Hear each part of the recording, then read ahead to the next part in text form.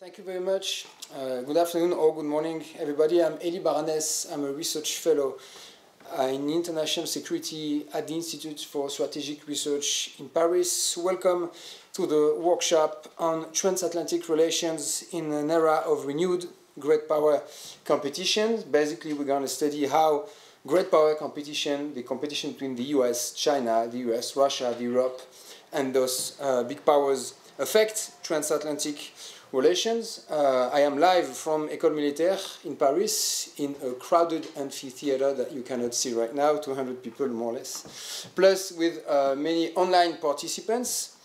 This is a workshop, which means that the work that is presented to you is a work in progress. It features many specialists on transatlantic relations.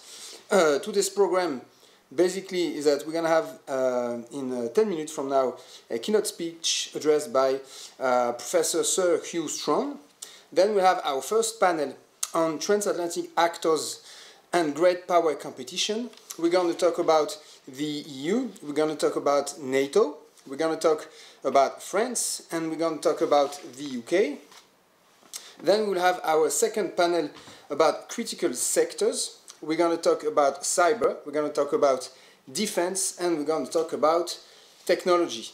I wanted to thank IRSEM's partner for this event, CISA from NDU. I want to also thank Dorian Maltid-Enlou for the wonderful support team that they do.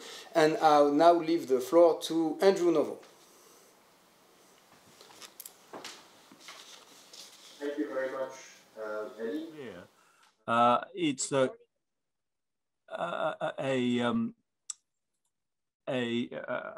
matter of some concern in Britain at the moment, because at the end of last week, HMS Defender, a Type 45 destroyer, took the direct route from Ukraine to Georgia across the Black Sea, a route, of course, which took it within 12 nautical miles of the Crimean Peninsula, somewhere, of course, where Britain and France fought 150 years ago or so.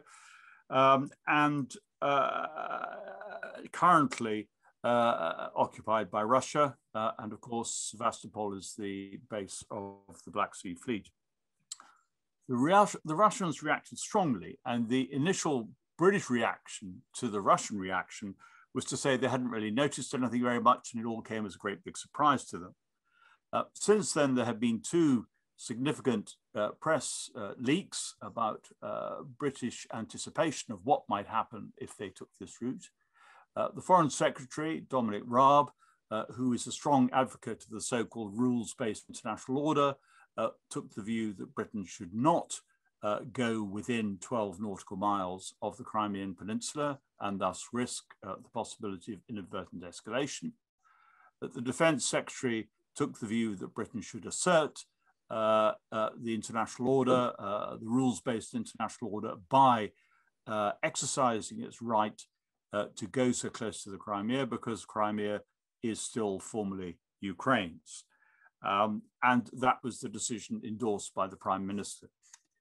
Now, the point about this story is that I think it brings out two issues that are of relevance today.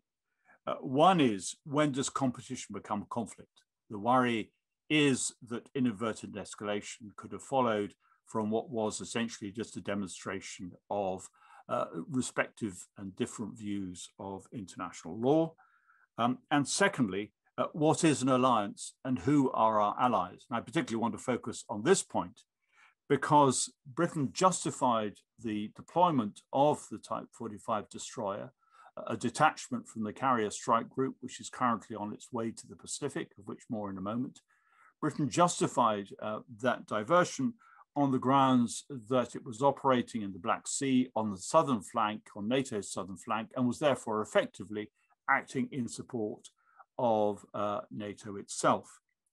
The trouble with this defense, of course, is that it was also supporting Ukraine, and Ukraine is not a member of NATO. The United States has been keen that the European powers within NATO embrace Ukraine as a NATO power.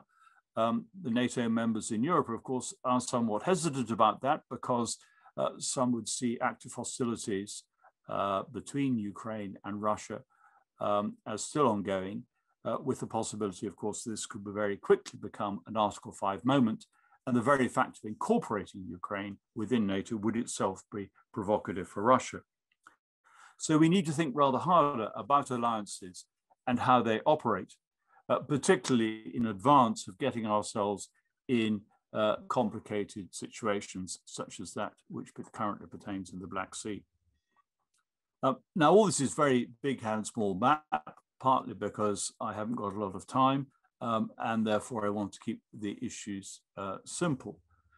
But we need to make a distinction, it seems to me, when we think about alliances, between what we would call, what we might call hegemonic alliances, and alliances forged for shared interests in time of war.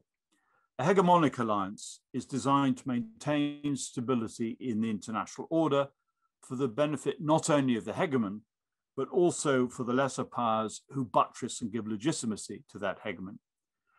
The lesser powers do so because they benefit from the stability which the hegemon provides.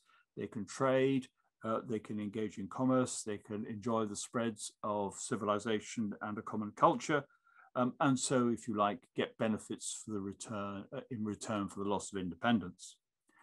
And so we talk about Pax Romana, Pax Britannica, and today Pax Americana. The important word in that, of course, is Pax, peace. The assumption here is that by doing this, what we're doing is ensuring and buttressing peace. Alliances which are formed because of shared interests in time of war have very different trajectories. After all, they're not about peace and order, but are precisely formed because of impending or actual disorder. They are inherently volatile, and they're very often confusing. During the Napoleonic Wars, the only consistent opposition was that between Britain and France.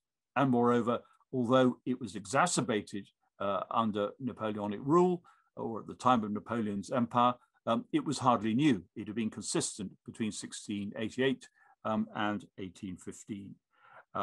And within that antagonism, Russia, Austria, Prussia, Spain switched sides frequently, as indeed, of course, in some respects, did the United States itself. In the First World War, Italy was an ally of Britain and France. In the Second World War, it was not. In both World Wars, Russia was an ally of Britain and France. In the Cold War, it was not. And of course, in the Second World War, the Soviet Union was an ally of the United States, and in the Cold War, emphatically, it was not. Alliances are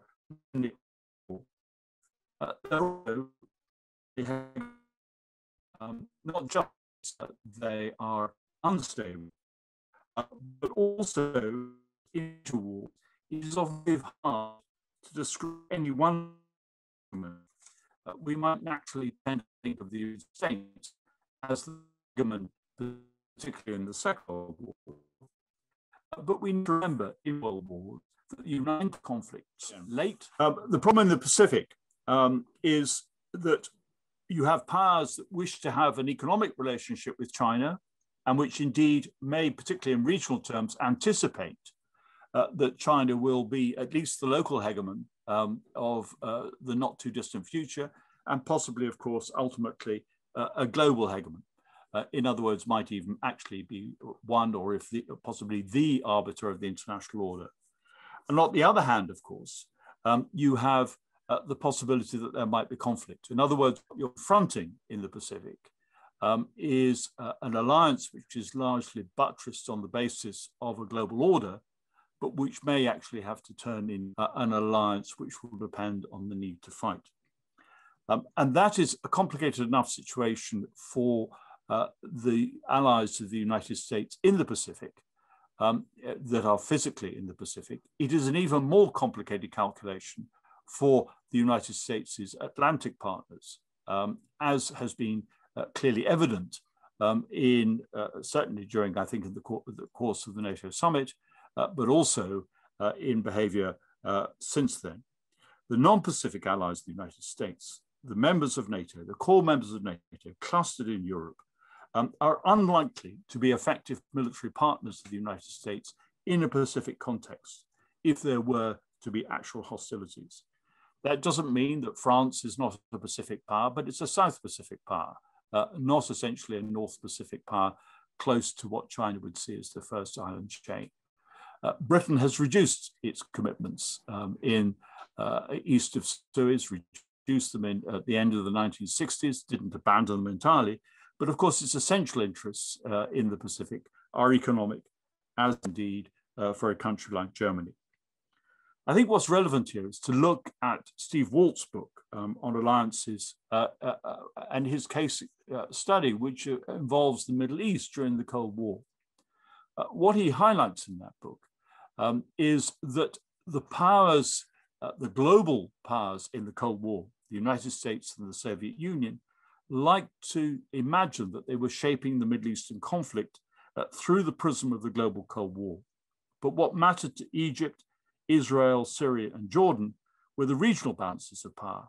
After all, it was their countries that would be ravaged if there were war, and their peoples who would be killed or who would be engaged in. Today's European allies of the United States don't like what China is doing, but they are conflicted. They need and already have an economic relationship with China, while China presents, of course, no direct military threat to them. Russia is the direct military threat, and Russia was the reason that after the end of the Cold War, East European countries rushed, under US pressure, it has to be said, to join NATO. Indeed, securing that American guarantee against Russia was the reason that so many sent forces to Afghanistan. We're now in a situation where President Biden, and he's not the first president, of course, to have thought in these terms. This goes back to Obama. It goes back to the pivot to the Asia Pacific, so-called, in 2012. Why President Biden would like NATO to follow the shift within NATO to Asia and to the Pacific. Stoltenberg, both at the NATO summit and immediately before it, made sympathetic noises. Boris Johnson in Britain has talked about a NATO for the Pacific, but in reality, regionalism is likely to prevail. The dispatch of the carrier strike group by Britain, of which HMS Defender, that I mentioned at the beginning of these somewhat disruptive remarks, the dispatch of HMS Defender was part of the sending of the carrier strike group to the Pacific.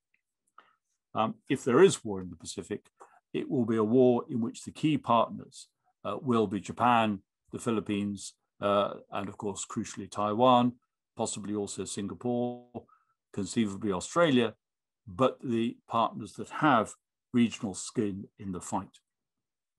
And I think this leads to the final point I would like to make, which is that if we look at great power conflict as opposed to great power competition, the key players very often are not the major players, are not the antagonisms between the big powers, but the role of the subordinate powers who have a particular interest in a particular region and their capacity to wag the tail of the dog.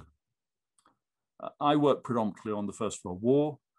When I look at the outbreak of the First World War, what I see as its principal trigger is the clash between Austria-Hungary and Serbia, which has the effect of bringing both Germany and Russia into a war that begins originally in the Balkans. It's very easy, and I've often attended meetings at the US Naval War College, where the Anglo-German naval antagonism, for example, before the First World War, is seen as a precipitant of that war. In reality, it had no direct role in the outbreak of the First World War. And when people like Graham Allison write about the so-called Thucydides trap, they fail to observe that the origins of the Peloponnesian War lie not in the clash between Athens and Sparta, but in the clash between their respective allies, each looking to the hegemon as they saw them, that is Athens and Sparta, for support. It's also worth observing while making that point, of course, that the hegemon was neither Athens nor Sparta, but Persia, who very sensibly stayed out of the whole conflict until very late in the day, so they could mop up afterwards. So my conclusion from all this, and I apologize for the complications of my communications and the somewhat truncated nature of these remarks, is that we absolutely need to make a distinction between competition and conflict, to recognize that engaging in some forms of competition, we can actually run the risk of inadvertent conflict, and for powers, especially powers in the Pacific, who have nuclear weapons, and I say especially in the Pacific because, of course, in the Pacific, this is not just a question of China and the United States having nuclear powers. There are other Pacific powers in the region as well, India, Pakistan, and Britain too, and France as well, if they become involved. The START talks are about Soviet-US relations. They are at least being resumed, but none of those other countries are party to the START talks, to the issue, and yet they're engaging, potentially in a theatre where nuclear escalation might happen very quickly. And indeed, much of the deterrence apparatus that surrounds Taiwan is linked to the notion of a very short time scale, the possibility of a very rapid crisis, and indeed it's very hard to see any other way that the United States could guarantee Taiwan, except in those circumstances. So we need to recognize the possibilities of inadvertent escalation, even to the level of major war, and we need to recognize too that the agents that are likely to trigger that escalation, particularly in areas where alliances are ambiguous and formed without absolute clarity, is the United States an ally of Taiwan any more than is Ukraine an ally of the United Kingdom, might be relevant here. The ability of the lesser power to trigger the major power is really what should worry us. Thank you very much. Thank you very much indeed. I'm glad we overcame the technological challenges. I do have one small personal note. I shut off my video because my son rushed in. He was very excited, Hew, that you were speaking to us. And in your honor, he presented me. He made you. I told him you were speaking today, so he made this for you. This is a World War I fighter attack aircraft, which he made in summer camp today because he knew I was going to be seeing you. So I promised him that I would show you this. I have mentioned in the past his enthusiasm for the First World War, which I still maintain has nothing to do with me, but that's a very thin line of argument. But it is true.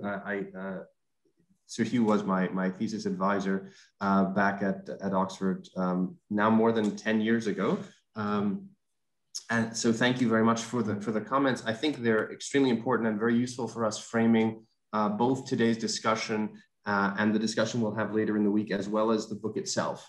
This distinction between competition and conflict is really a critical one, as well as perhaps the distinction between conflict and war. And I don't know if perhaps there's an article for you, The Lost Meaning of War, which you might write as a companion to your now classic Lost Meaning of Strategy, because we tend to conflate every sort of conflict now. Every sort of competition has become conflict. Every sort of conflict can potentially become war. So I don't know if there's something there for that. So thank you very much for the thought-provoking comments. As I said, I'm sure they'll undoubtedly play a major role in the chapters that we'll all write and work on. Also, thank you for the Thucydides trap reference. You know that the subject is dear to my heart and one which is a constant source of interesting debates. So with that, we hand over to Elie for our first panel on transatlantic actors and great power competition. So Elie, if we have good sound and the panelists are ready, take it away. Thank you, Andrew. Yes, transatlantic actors in great power competition. We will have Delphine Deschaux-Dutard and Bastien Nivet present their work on the European Union and the return of great power competition, an opportunity for more strategic substance. Delphine Deschaux-Dutard is associate professor in political science at the University of Grenoble, Alpes, where she is also vice dean for international relations of the Faculty of Law. Among her latest publications, the book chapter, EU Cyber Defense Governance Facing the Fragmentation Challenge. Bastien Nivet is lecturer, researcher, and head of undergraduate studies at the Paris-based Léonard de Vinci Business School. His main research focuses on the debates and conceptualizations of Europe as a power or not. Maybe we will know more after their presentation. His works on relevant subjects include L'Europe, puissance, mythe et réalité, une étude critique du concept d'Europe puissance en 2019. We also have Carolyne Davidson from CISA and EU, reassessing resilience and resistance, NATO as the keystone in great power competition. Carolyne Davidson teaches for National Defense University's Joint Special Operations Program at Fort Bragg, North Carolina. Her research interests lie in the intersection of Cold War history and contemporary policy studies. She has published, among others, the book chapter, The Atlantic Community and De Gaulle's European Ideal, Reconsiderations of the French Withdrawal from Military NATO, 1966-1917. I will please ask you to view your presentation and not to exceed 15 minutes. We will have as a discussant Pierre Haroche. Pierre Haroche is research fellow in European security at IRSEM. He has published recently an IRSEM research paper entitled Is Europe Ready for a Bipolar World in 2020. Delphine and Bastien, I'll leave you the floor. Thank you very much indeed, Elie. Thank you, Elie and Andrew, for the project.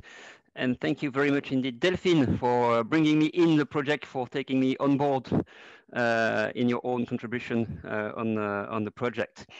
The particular actor we have to look at with Delphine in the debate on great power competition is the EU. And what is specific with this actor, as you all know, is that for a long time it has been perceived or considered, and it somehow has considered itself as being outside of the debate and of the world of power politics. So what the question we would like to ask ourselves and to discuss with you today is whether this long-term perception of a European integration project being somehow outside of the world of power politics is still true or not. Is there any noticeable evolution in the way the EU can be perceived, in the way it perceives and portrays itself in its own strategic narrative? And what the recent evolutions of the international system in terms of power competition or conflict, I will come back to this distinction in a few minutes, is still pertinent or not for the EU. So the three main questions we will ask ourselves briefly together, speaking alternatively, is firstly, is there still a contradiction in terms between the EU as an actor and the concept of power? Second question, what are the recent evolutions in terms of power competition? What do they imply for the EU? And third, what kind of perspectives can we draw from there? So I will start with the first part, and I will give the floor to Delphine for the second part. And in the third part, we will both share comments in a way that I hope will be more cohesive than the French defense last night against Switzerland, but that's another field of preoccupation. So first and foremost, is there still a contradiction in terms between the EU or the European integration and the concept of power itself? What is noticeable when we look back at the history of the EU and the way it has been perceived from the outside and the way it has portrayed itself in its own diplomatic and strategic narrative is that indeed for decades it could be perceived as being somehow beyond or away from the debate on great power and great power competition. Those who tried to conceptualize the EU, or what was then the EEC as a power, had to distort the concept of power itself so as to make it fit with the European integration project. We all know concepts such as civilian power Europe or normative power Europe that, so as to describe the European project as a power project, had to distort, to rephrase, to reconceptualize the very concept of power itself, as if there was some kind of abnormality of any kind of European power, as if any kind of European power could only be specific or abnormal with what we other forms of power. What is interesting in this regard is that if we look back at the narratives, the long European narratives, the way the successive European communities and up to the EU in recent years portrayed themselves, there was also a kind of rejection of power in the European self-perception and self-depiction. That being said, and that is something that we will connect later on with today's return to great power politics. While rejecting for itself to portray itself as a power, the EEC and more recently the EU always pretended at the same time to follow a strategic, a geopolitical project, and a project aimed at exercising international influence. And this ambiguity, this ambivalence of the European project is still very, very acute today, meaning that the Europeans, when acting and speaking together, have always both rejecting the concept, the classic concept of power on one hand, but on the other hand, always pretended or ambitioned to exercise some kind of international influence, but an influence that was aimed at maintaining peaceful relations, and that's you can find that in the EU narratives, in the Schuman Declaration, in the Copenhagen Declaration of 1973, in the basic founding documents of the CFSP, and so on and so forth. And the EU, in all these strategic and diplomatic narratives, has always portrayed itself as a non-power yet influential project with a kind of classical European contradiction. And in this regard, the recent evolutions in the EU narrative that we can find, there is a relative shift, and I'll come back to this after Delphine has spoken, can be found from 2016 onwards, following the global strategy of 2016. Here we have a slight shift in the EU narrative regarding power. While for decades the EU and its predecessors rejecting the very concept of power, but at the same time pretended to exercise some kind of influence, we have, when we do a text analysis and a narrative analysis, a more and more frequent occurrence of the concept and the word of power itself in EU documents. How does that connect to the evolution of the international system? What does that tell us on the evolution of the EU itself and its reactions to great power politics? I give the floor now to Delphine to explain to you what we think are the implications of this return to great power politics for the EU. Thank you, Bastien. So I'm taking the floor now after having seen really quick how the EU started changing normatively and, well, really semantically its conception of power in the last decade. Now we have decided to examine what are the reactions of the European Union towards this evolution of the international world order. And we mainly focused on two directions.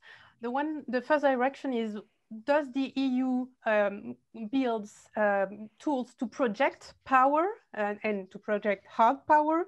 And the second dimension that we focused on was, what is the EU's policy? What are the EU's policies towards the main great powers that started raising and started creating turbulences in world order? So if we start with the question of what kind of assets the EU starts developing, well, it's a very tricky question indeed for the EU, because the EU already had many assets besides military assets, like economic assets, trade assets. For instance, Morashik already in the beginning of the century said that the EU was a quite superpower, and he even said that it was the second superpower after the USA.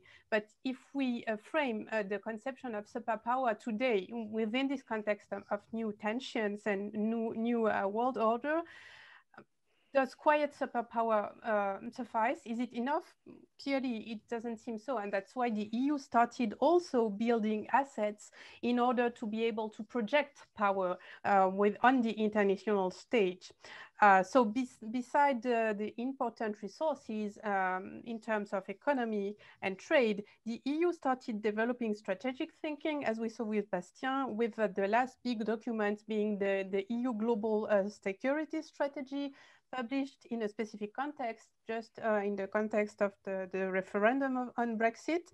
And what is interesting with this document is that we have some new things and the main idea, and it's also the idea that lies behind the new project of the EU, which is the strategic compass to be adopted next year under the French presidency of the European Union. It's to move from vision to action. So vision was more the work with the European security strategy in 2003, and now with the EUGS, the idea is really to try and move faster, to be able to move faster from vision to action, and to bring the Europeans together in order to better cope with the multiple threats that surround the EU. And of course, the EUGS is really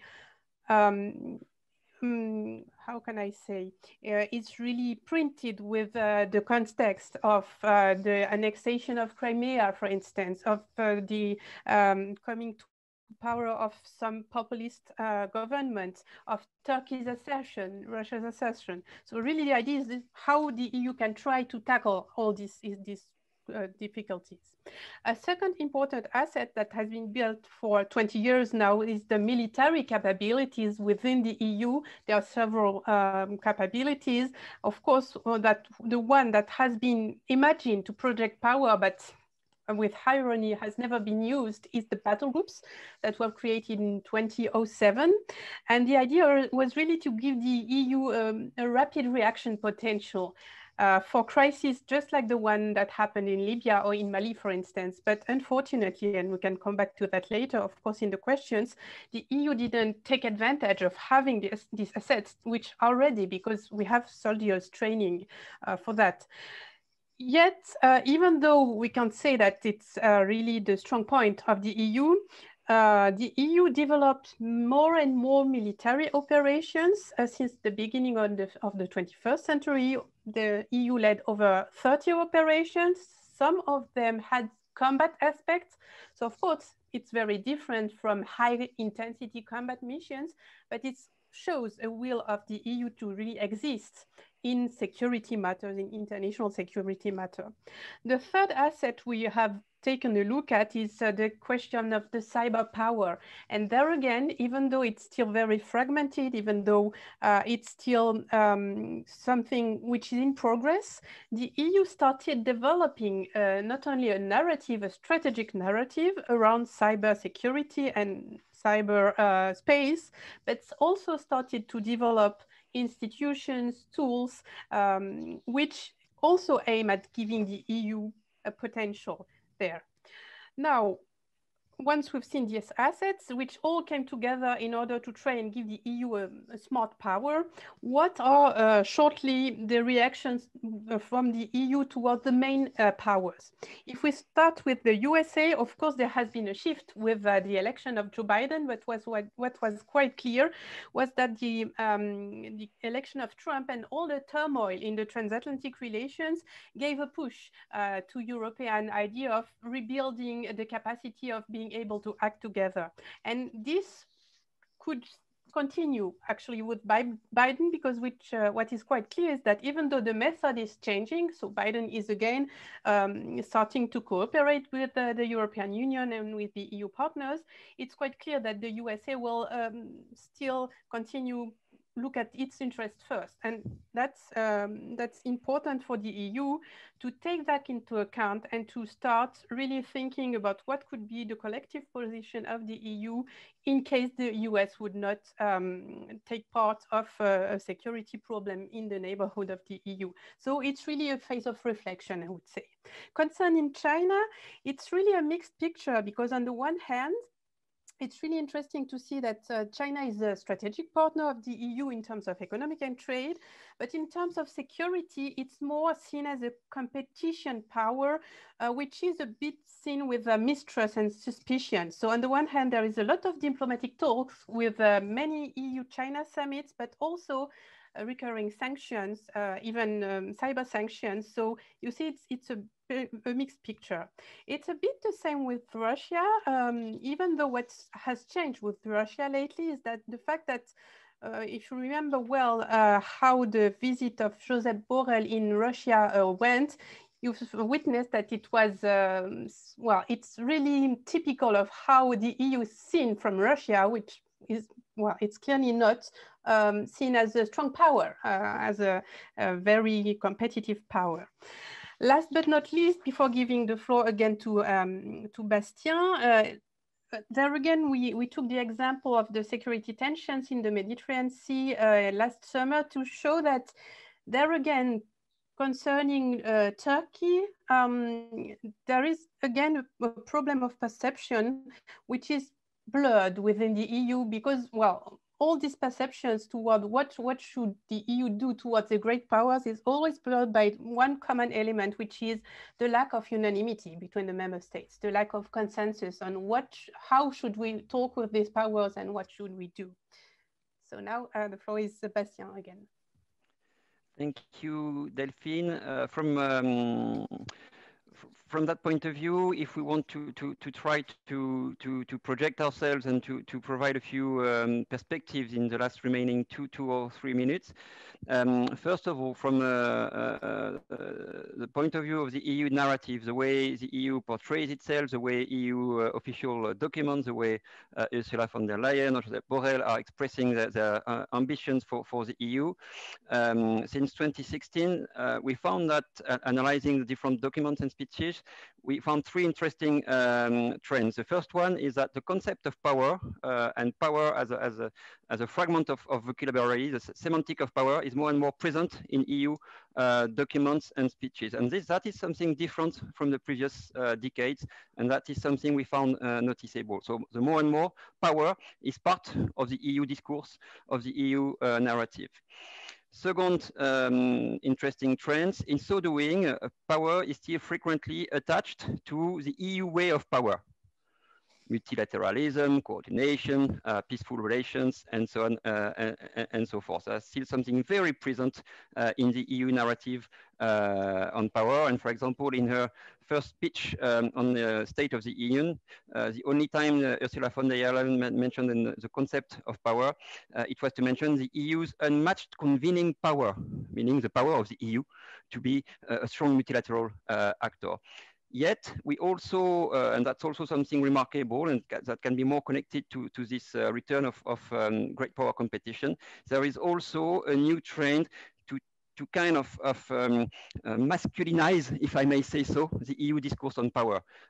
For example, when Ursula von der Leyen says that the EU must learn how to build its own muscles and so on and so forth. So we found more and more in the EU Speech Act a trend to make the EU stance of power and the EU's reliance on the concept of power more robust and to kind of make the EU narrative on power more classic than specific as it had been for the decades before. In so doing, and I will leave the floor again for Delphine for the final comments, this is not without creating tensions and differences of positions among EU member states. And the more the concept of EU power moves towards a normalization of the EU power, the more it can create disagreement or differences of perceptions among EU member states. Yeah, indeed, it's really also a challenge for the EU member states because, well, this rethinking of power creates really lots of tensions. And just to take one example, we won't go into details and we can discuss that later, just the notion of EU strategic autonomy is really blurred and seen on very different ways if you travel within European capitals. There's also a second point that I want to raise quite quickly, which is the rise of many illiberal regimes within the European Union, which also may jeopardize not only the way the EU sees itself as a power, because if you look at how Hungary, for instance, does politics with China or Russia, you see it's a bit different from what Brussels do, for instance. But it's also kind of a question mark, because if the EU wants to continue being a normative power, and it's quite clear from what we've read, how can regimes that don't really believe anymore in liberal democracies, at least in practice, can, well, try to project this power and unite around this idea of being a projector of norms at the world stage? So that really remains an open question. So as a conclusion, we are really looked within the European Union relationship with the notion of power in the context of this new transatlantic relation and this new world order. And what is really striking is that even there has been a strong evolution, meaning that the EU is trying to tackle this issue of power, what is still really missing is the lack of unanimity between the member states. And it's important that the Europeans take this reflection into account if they want to shape the world more in the way that would cope with the EU's claims of active multilateralism. Thank you, Delphine. Thank you, Bastien. Carolyne, if you're ready.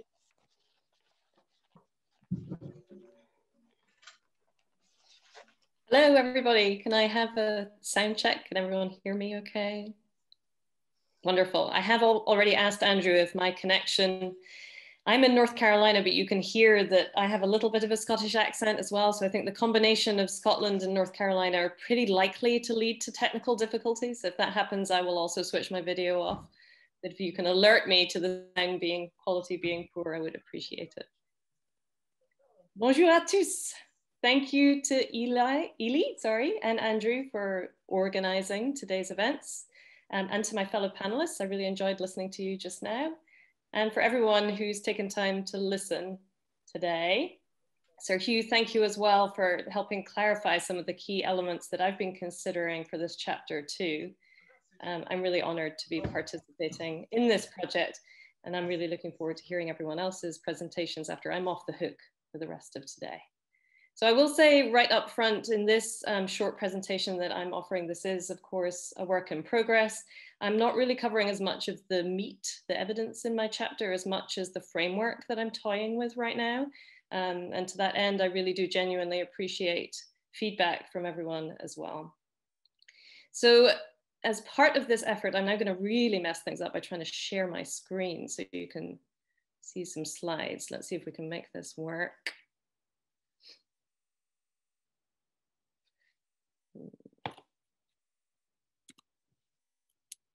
And if I can't get it to work, then that's okay. Let's see.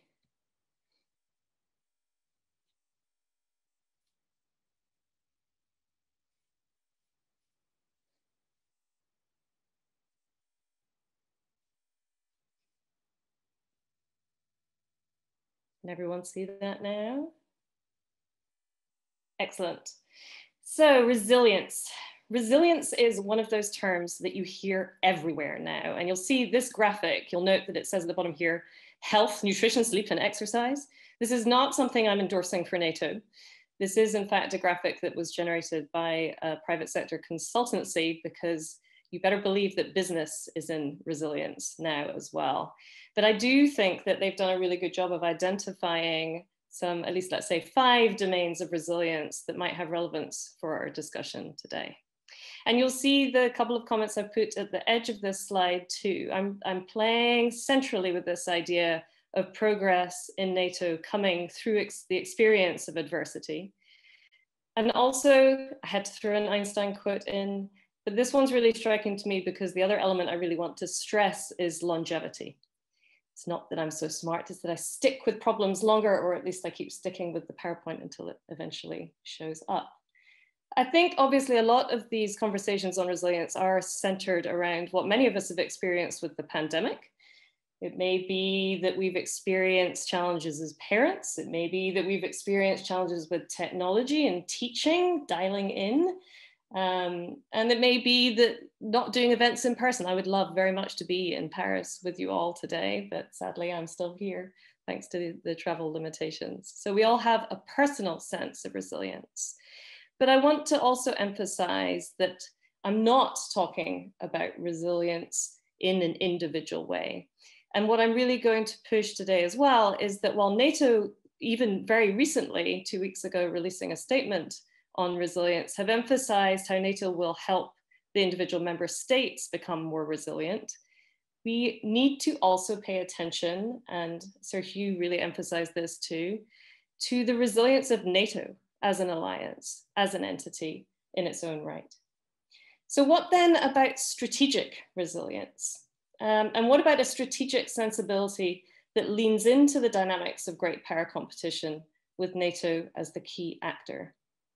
Strategic resilience, I argue, isn't falling into the trap of just slapping on that term strategic and therefore making it so, but rather acknowledging that while the resilience of infrastructure, of energy supplies, of military capacity, of the cognitive individual is important to NATO, it's NATO as an alliance that has to address its ability to become, maintain, and progress as a resilient alliance in this era marked by great power competition, not conflict. As a historian, the first way I'm inclined to view the strategic resilience of NATO is, of course, its longevity. It must be resilient, right? Because it's endured. And it was arguably founded and then endured a prolonged period of great power competition already. The longevity, of course, though, isn't sufficient to mark NATO as a strategically resilient alliance. Although I think it's fair to recognize that that's a good start. And I actually do argue that to become resilient, and again, we can reflect on this as individuals, it's sometimes necessary to experience adversity. We have to dig deeper, however, to consider the simple survival and expansion of the alliance as a means of viewing the vulnerabilities and the necessity for adaptation in a proportionate, in an efficient, and in an effective way.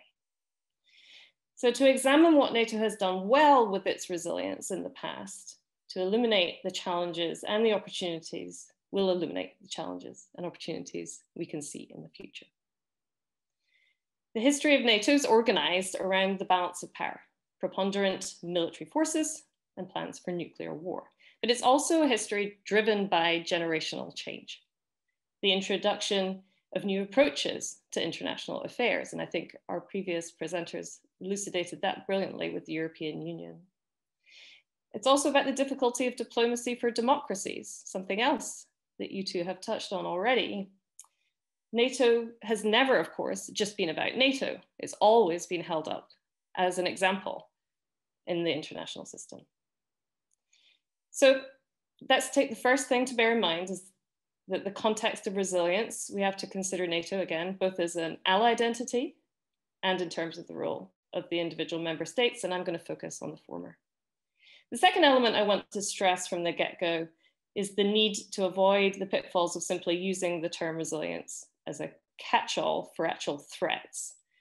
We really need to get into what matters most and what is actionable in the NATO strategic context. So my paper will argue that the term resilience can actually be a really useful catalyst to comprehend the centrality of NATO, not just as a military alliance, but as an alliance that is deeply political in its focus.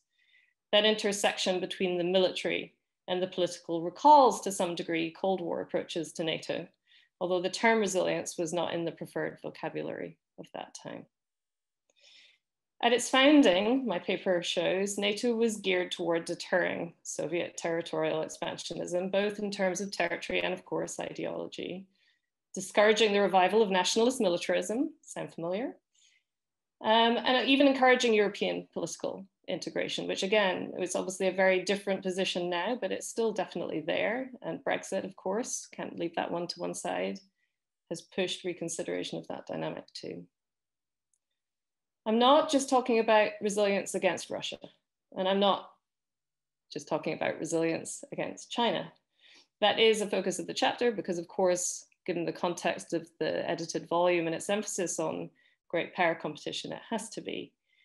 But I really, again, want to emphasize that NATO is clearly deeply concerned as an alliance with resilience to shocks that are less easily attributable to state action, pandemics, climate change, immigration.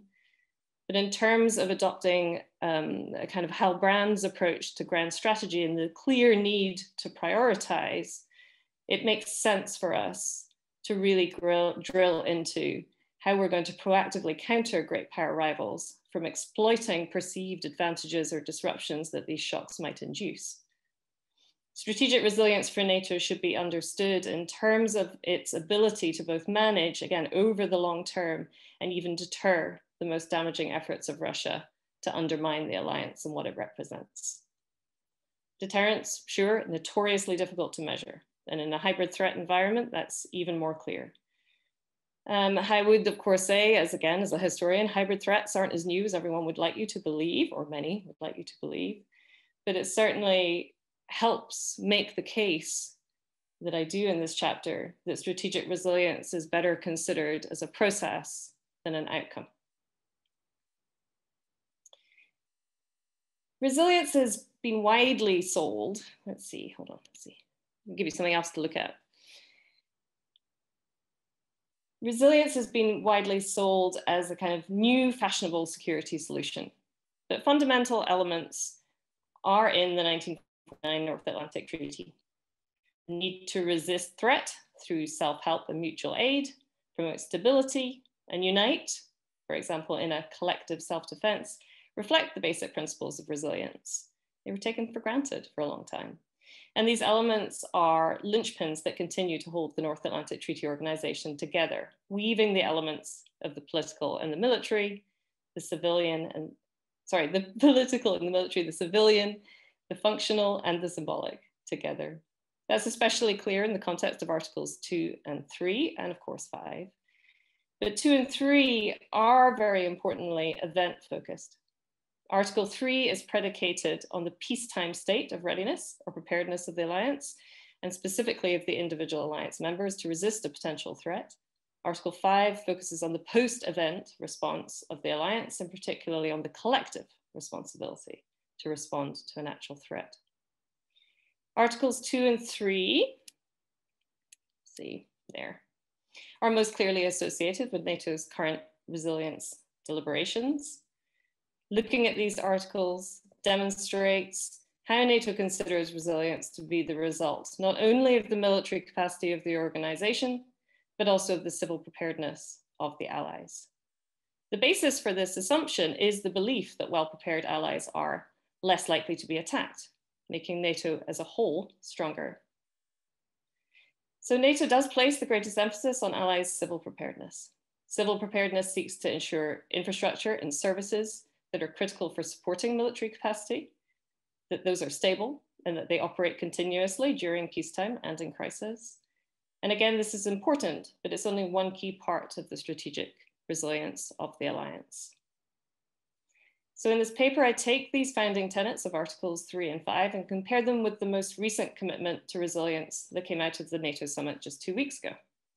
By offering that comparison, it's possible to illuminate NATO's evolution in the 21st century towards strategic resilience in the context of great power competition, while also seeking to extrapolate tenets of resilience that have endured and, of course, also created sensitivities from the Cold War. In the paper, I draw particular attention to the early Cold War period and NATO's founding, but also the 1960s, with NATO evolving from a primarily defense-based organization to one that started to consider détente.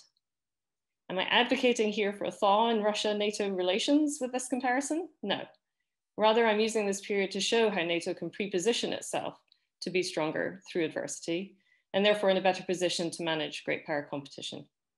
Détente was a strategy for the status quo, designed to bring stability. NATO should reconsider resilience, therefore, as a management technique for a still highly competitive but stable competition environment for the long haul.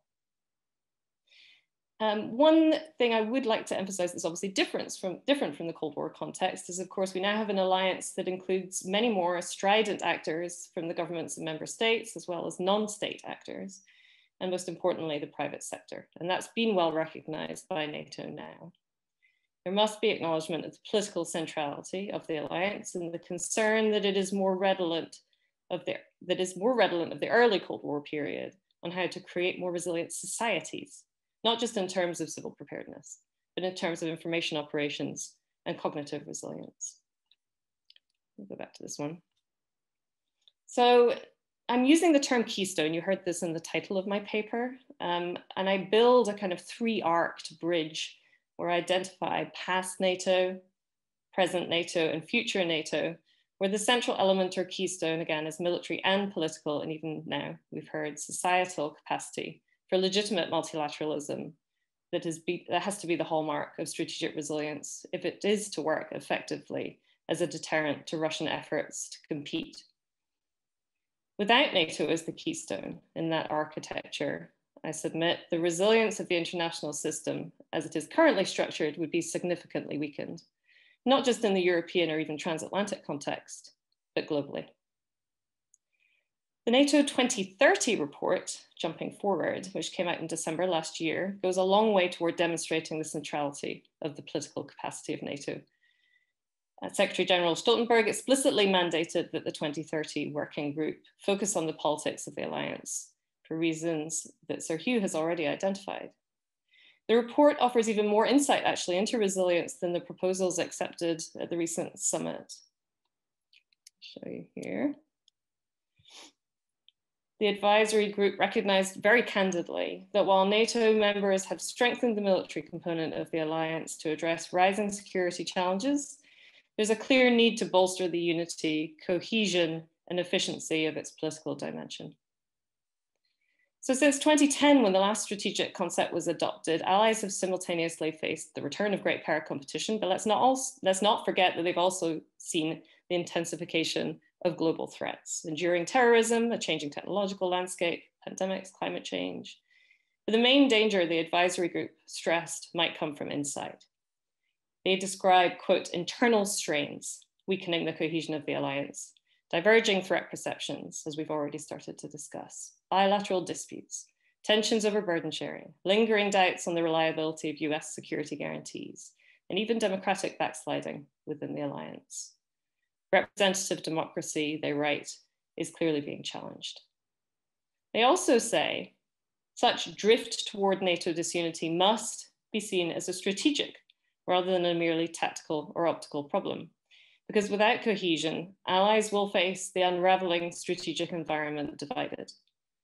Quote, neither Europe nor North America are powerful enough to manage these threats alone, something we're all familiar with.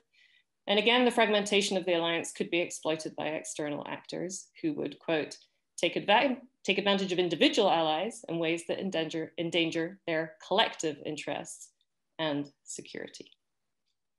And that, do you think you can wrap it up in 1 minute? I sure can. Thank you very much. The whole. I appreciate that. NATO has to, again, view the return of great power competition with a view to the long game. Much as the early Cold War period was marked by disappointment that NATO was necessary after the Allied victory in World War II, it was also understood by US decision makers to be the best means to manage European security in an emerging bipolar world over the long term. The resilience of the alliance area in the face of competition for territory and ideological influence rested heavily on a political NATO, favoring cooperation and even collaboration over coercion.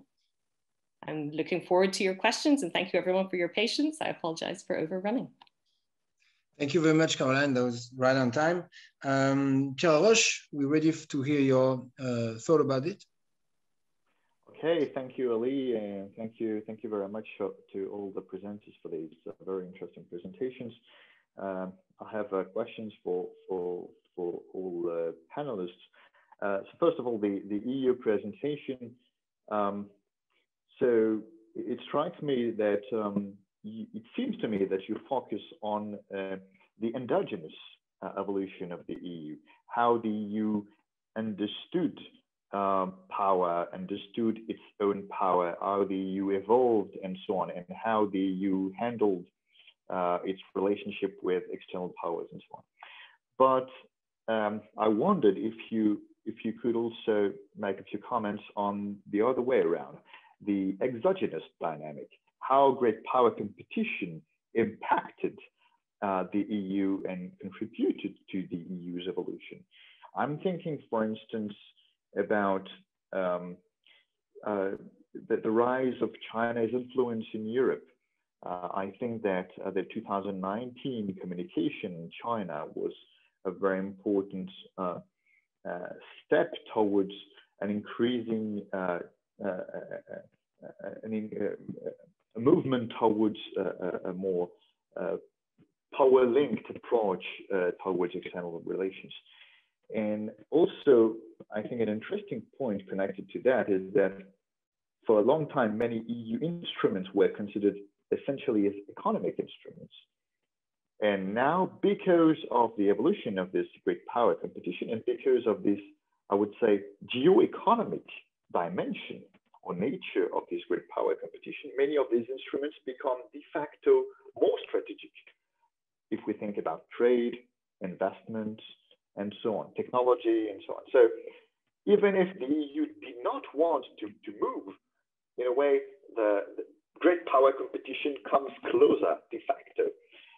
So I would be interested in your view on this exogenous dynamic and how perhaps it interacts with the endogenous dynamic and how the EU views itself.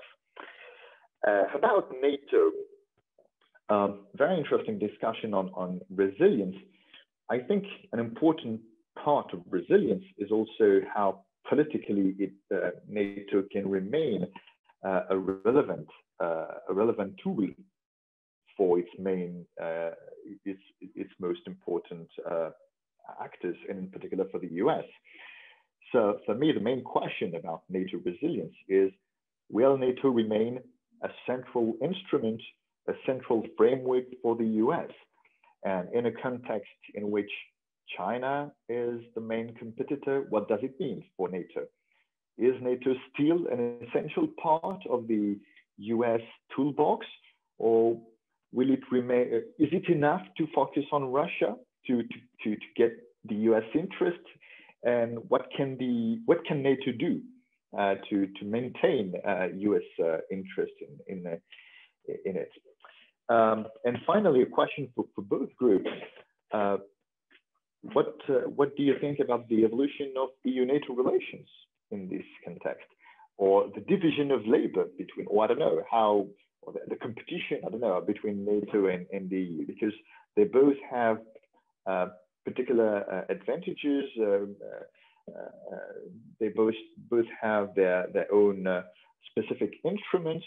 We might think that there is some kind of complementarity between the two organizations, but on the other hand, we know that cooperation between the two organizations has always been very tricky, very difficult, because of some members in particular. So what do you think about the evolution of this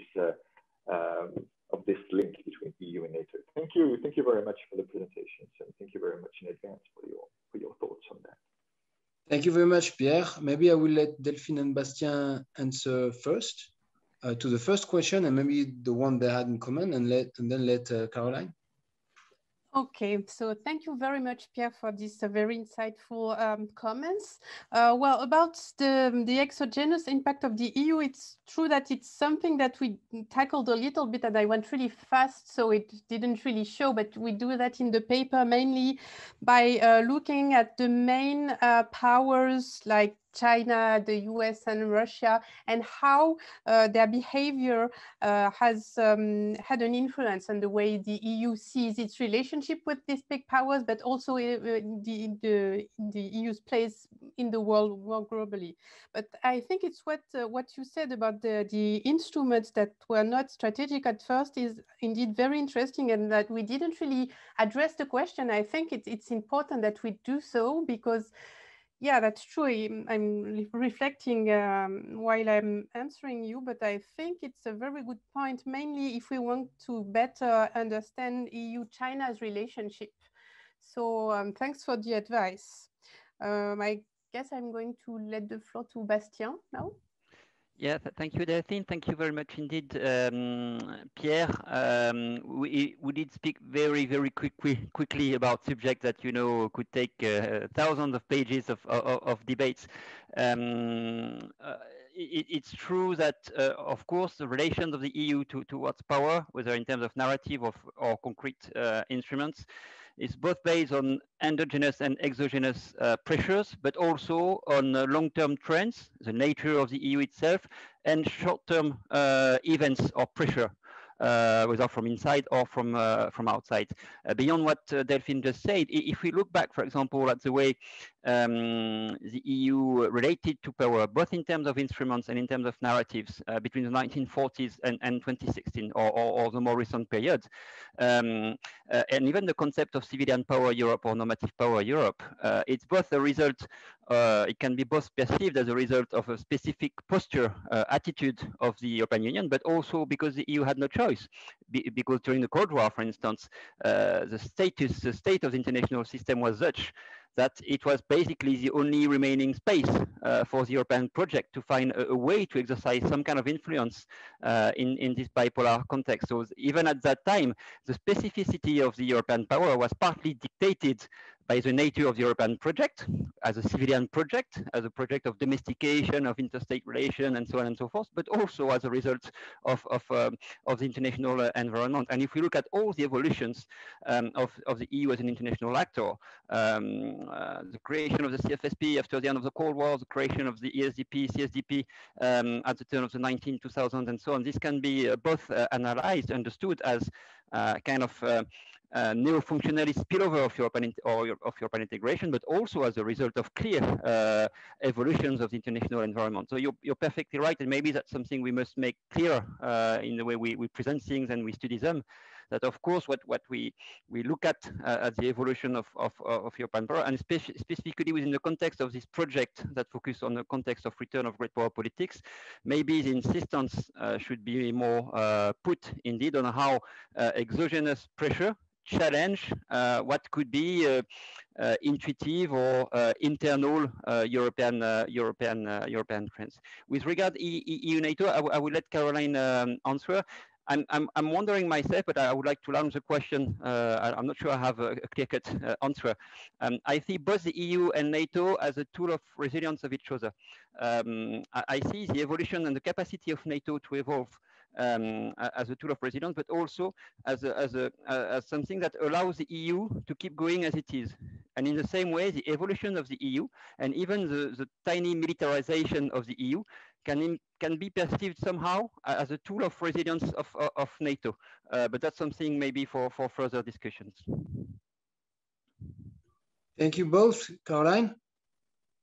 Thank you for the really excellent questions too. I think generally what I would say, of course, again, as a historian, is it's always been fascinating to watch the ebb and flow of those dynamics that you're pinpointing, namely the degree of US engagement in NATO, which is always, this is one thing, again, I find fascinating teaching over here in the United States, and what you hear from, certainly from my students, many of whom have served in Europe, about NATO and their impressions of NATO, and then going home to the UK and hearing a different perspective, traveling around Europe and hearing a different perspective. And it's why I love doing conferences like this, because I mean, it's a whole industry in and of itself to some degree, but it's really important. I think we can, both sides of the Atlantic, can tend toward their bubbles where they assume a certain degree of knowledge and they assume a certain degree of shared understanding in the role of NATO in particular. And it's actually not divergent, but certainly different. And by the time you throw the EU as an actor in there too, of course, there's that dynamic at play that's really important to adequately understand. So most recently, I think, again, from my students' perspective, a lot of focus has been on NATO's role in Afghanistan. And that actually really helped in many ways sell certainly the US military. I'll throw that stakeholder into this now too, in terms of what NATO was capable of. Yeah, sure, the limitations, the railing about caveats, but it really did demonstrate, particularly by the time the United States was engaged in both Iraq and Afghanistan, the degree to which NATO was a practical military tool. And NATO as an alliance obviously learned a lot from that experience in Afghanistan. And then with the most recent events with the United States withdrawing and NATO still pledging some commitment, it's really interesting to see how the United States is thinking strategically about the role NATO will play even outside of the European theater. So that's just to complicate this discussion even further. I would ask everyone to think about that part of this discussion too. And then in terms of the EU-NATO relationship, this is something again that I find fascinating as a historian. Having studied de Gaulle, having looked at Ostpolitik versus détente, right? The degree to which European countries have asked for more independence, more strategic autonomy. I'm really looking forward to the presentation later on strategic autonomy. And the United States' tendency to go, whoa, do we really want them to go off and do these things on their own without our oversight? Do we trust them? Is this potentially going to add a degree of competition? And that's been there historically since the founding of NATO. I actually think, and this is instinct more than academic evidence, that we're at a point now, both with the EU-NATO relationship and with the US's relationship with the EU and in NATO, that there's a degree of sense of there's so much on our plate, there's so much complexity, there's so much we need to be dealing with globally, that any help we can get, bring it, right? And I think there is also, this is something else I really emphasize in my paper, just through the span of experience, the span of water under that bridge, that both sides have learned increasingly, okay, there's a natural division of labor. It doesn't necessarily need to be articulated, but there's a natural division of labor between what the European Union strengths, where they lie. Yes, I agree, Bastien, that the concept of having the EU even having a small military capability is really helpful. One of the things I always find really surprising with my students, when we usually have a couple of European students in the class, and they point out that, you know, they're sure they might be earmarked for an EU military operation, they might be earmarked for a NATO operation, but they're the same person. So they're still they're the same resource, they're getting the same training, and therefore spreading that wealth of training and understanding and knowledge and simply being a resource is something that the United States is increasingly embracing. I'm talking too much, I'm sorry, but you can tell I'm delighted to be talking about these issues with you all. Thank you. Thank you. Even though we could probably discuss it forever, what I suggest is that we take a 2 minutes break that could be quite useful before listening to Samuel Faure's presentation. So let's have a break and go back here in 2 minutes to 3:20 for Sam's presentation.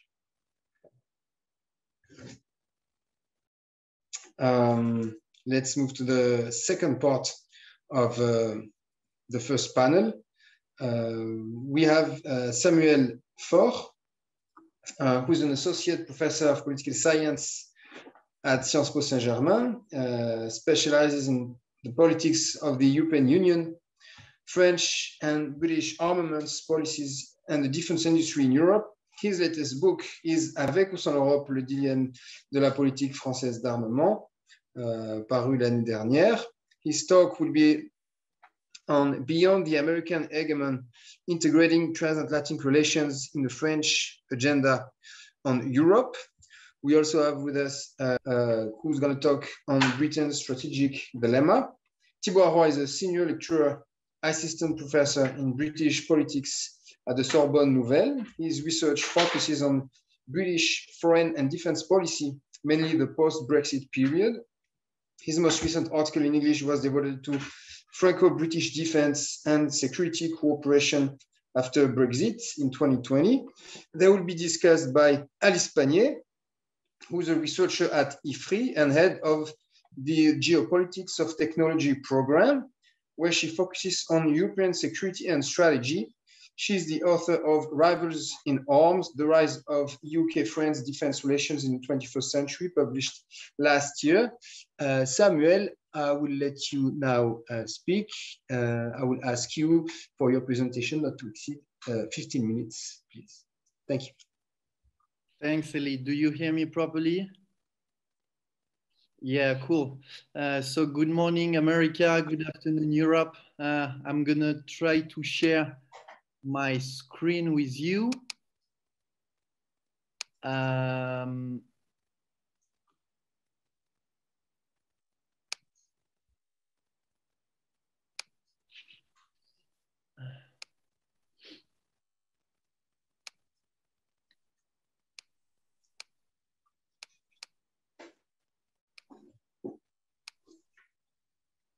Okay, so apparently it doesn't work. That's fine.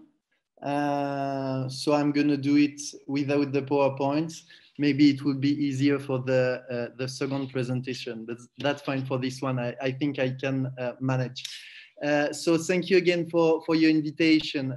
This presentation, finally entitled Refusing to Decline Macron's Flexilateral Strategy in an Era of Renewed Great Power Competition. And it's a very first draft, so I'm therefore very interested in your comments. So I'm going to start by briefly presenting the literature on the topic, and then formulate the research question at the core of this paper before sharing with you my approach and the main results of this research. So a rich literature has been developed on French defense policy since the end of the Cold War, as well as France alliance strategy, particularly within the transatlantic arena. You should read the book co-edited by Alice Pannier and Olivier Schmidt on this topic, and published a few at the beginning of this year 2021. So maybe three main results can be retained. First, France's ambition is to maintain its status, rank, and prestige on the international scene, given its leadership. Indeed, France, which is certainly a great power on a regional scale, is a middle power on a global scale. In the words of Minister Florence Parly, it's a matter of France staying at the negotiating table so as not to be on the menu, implying China and the US.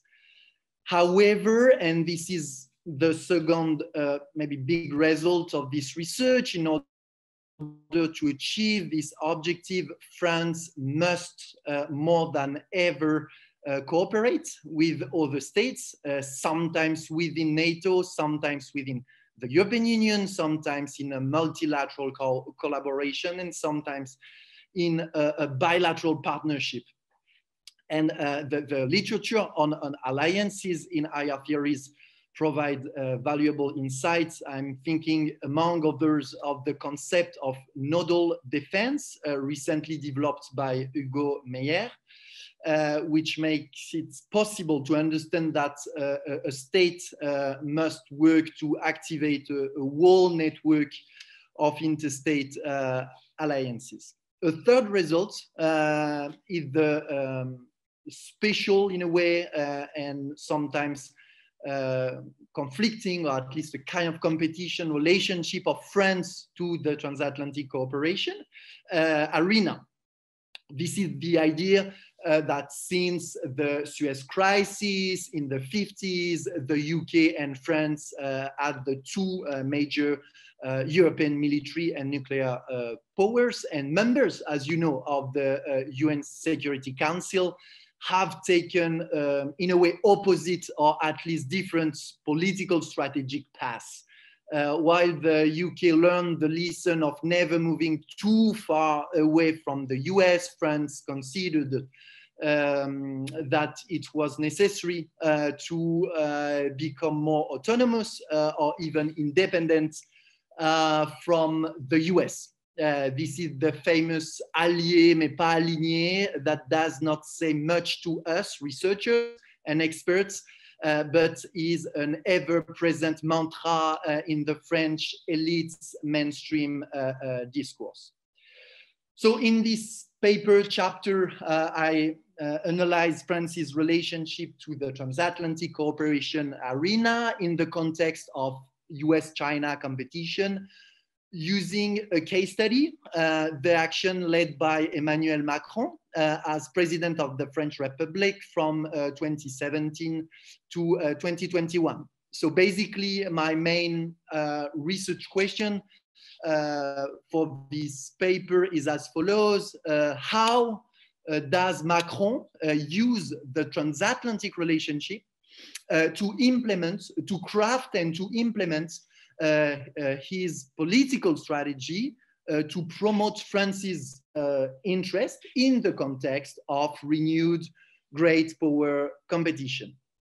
So in order to try to complete the literature on alliances in IR theories, I answered this question with probably a more public policy analysis approach. I follow, in a way, the upside-down dynamic impelled by Hugo Meyer and his colleague within European defense studies. So my unit of analysis is therefore the states, and I take seriously the national policy, again, elaborated and implemented by the states. And to do so, I mobilize the concept of flexilateralism.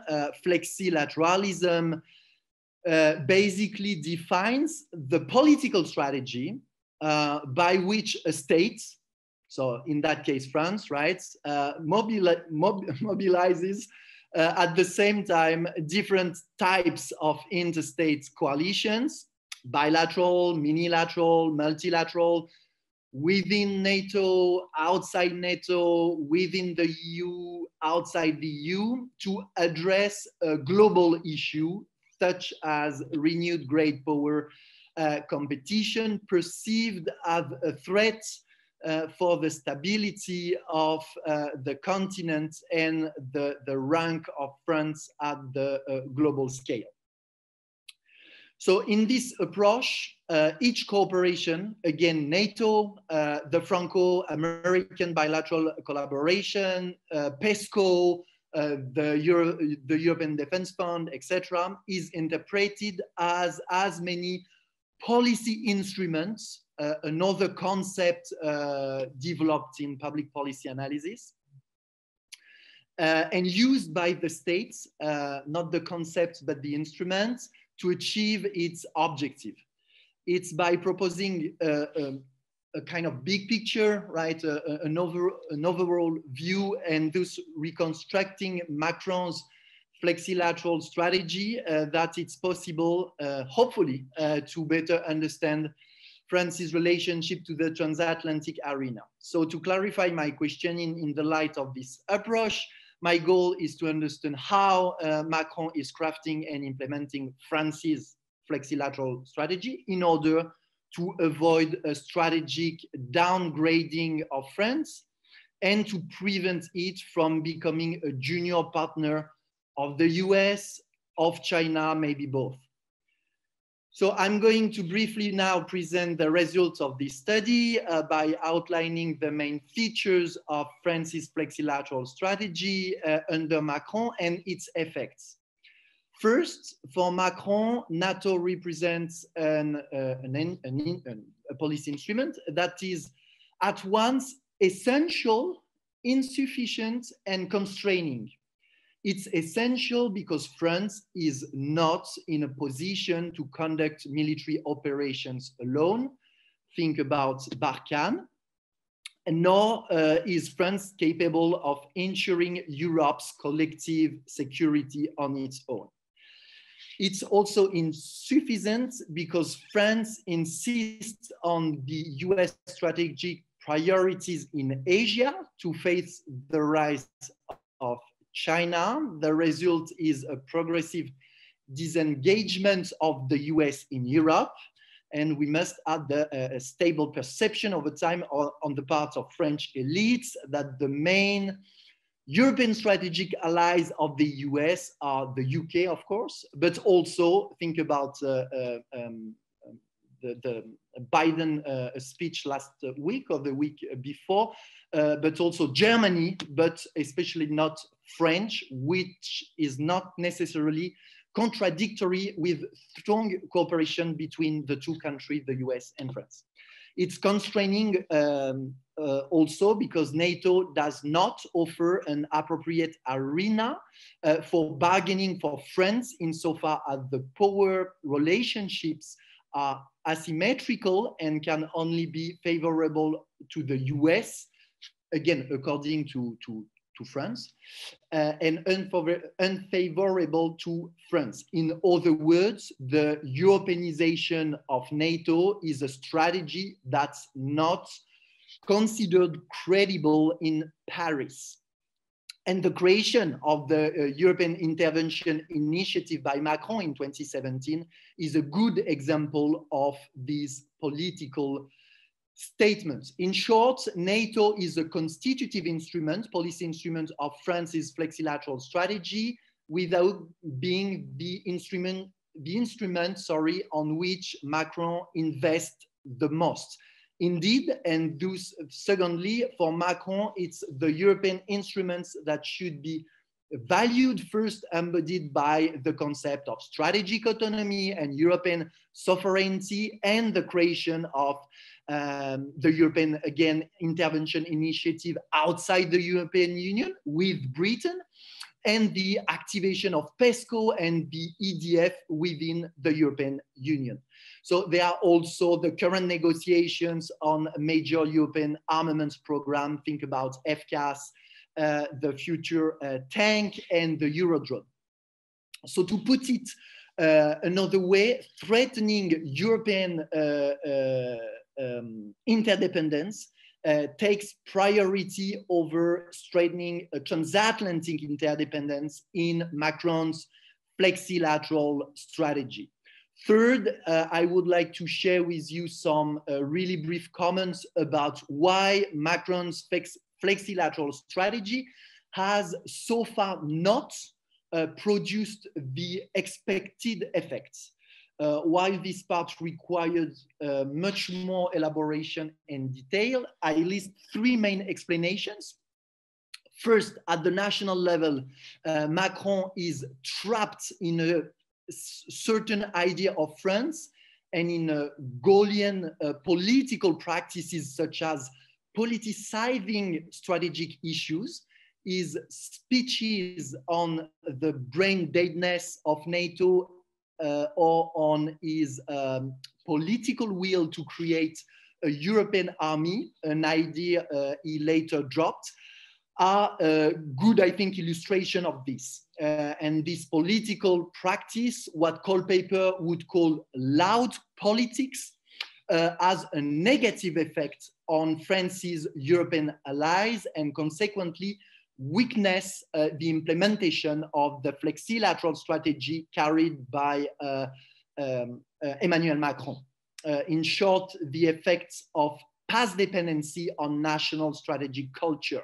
Second, at the European level, Macron carries an uncertain idea of Europe, oscillating between a Gaullist intergovernmental approach, again, think about the European intervention initiative, and an integrated supranational approach to European collaboration. Think about his pretty strong support for the EDF, the European Defense Fund.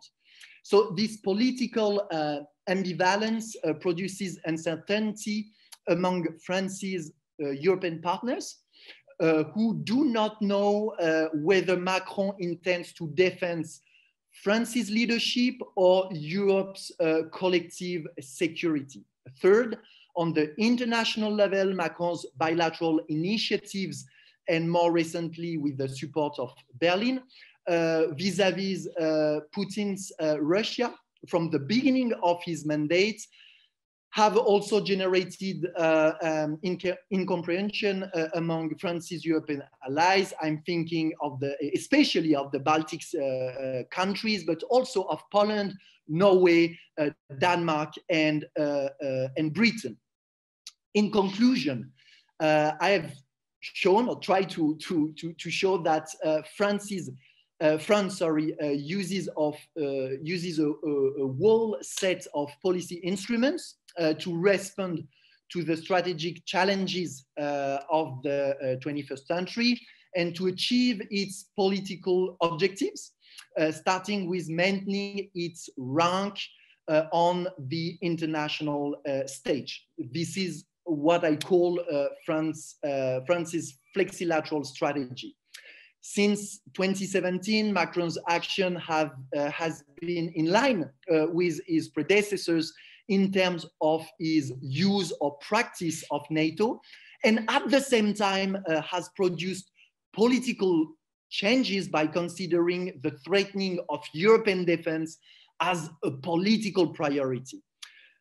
However, I've tried again to show that the ambivalence and contradictions of France's flexilateral strategy have had negative effects on France's allies, a lack of trust, which makes it possible to understand that this strategy has not produced all the political effects hoped for by the head of state. Finally, I'd like to remind you that, as you know, France has an important election next year. And as my colleague Thierry Chopin and I demonstrated in a recent article, Marine Le Pen victory would have important effects on the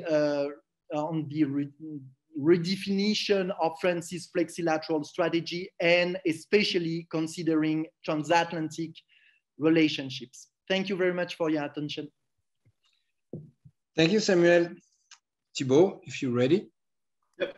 Thank you very much. Thank you for your invitation today. So now I'm going to look at the other European defense, to say Britain. And to start with, of course, when we talk about Britain today, we cannot avoid to mention Brexit and the definition of Britain's role on the international stage that Brexiteers suggested should happen after a vote. And actually, if you look at the debate in 2016, there were very few concrete explanations about the role Brexiteers expected Britain to be able to play on the international stage once they were freed from the EU's shackles.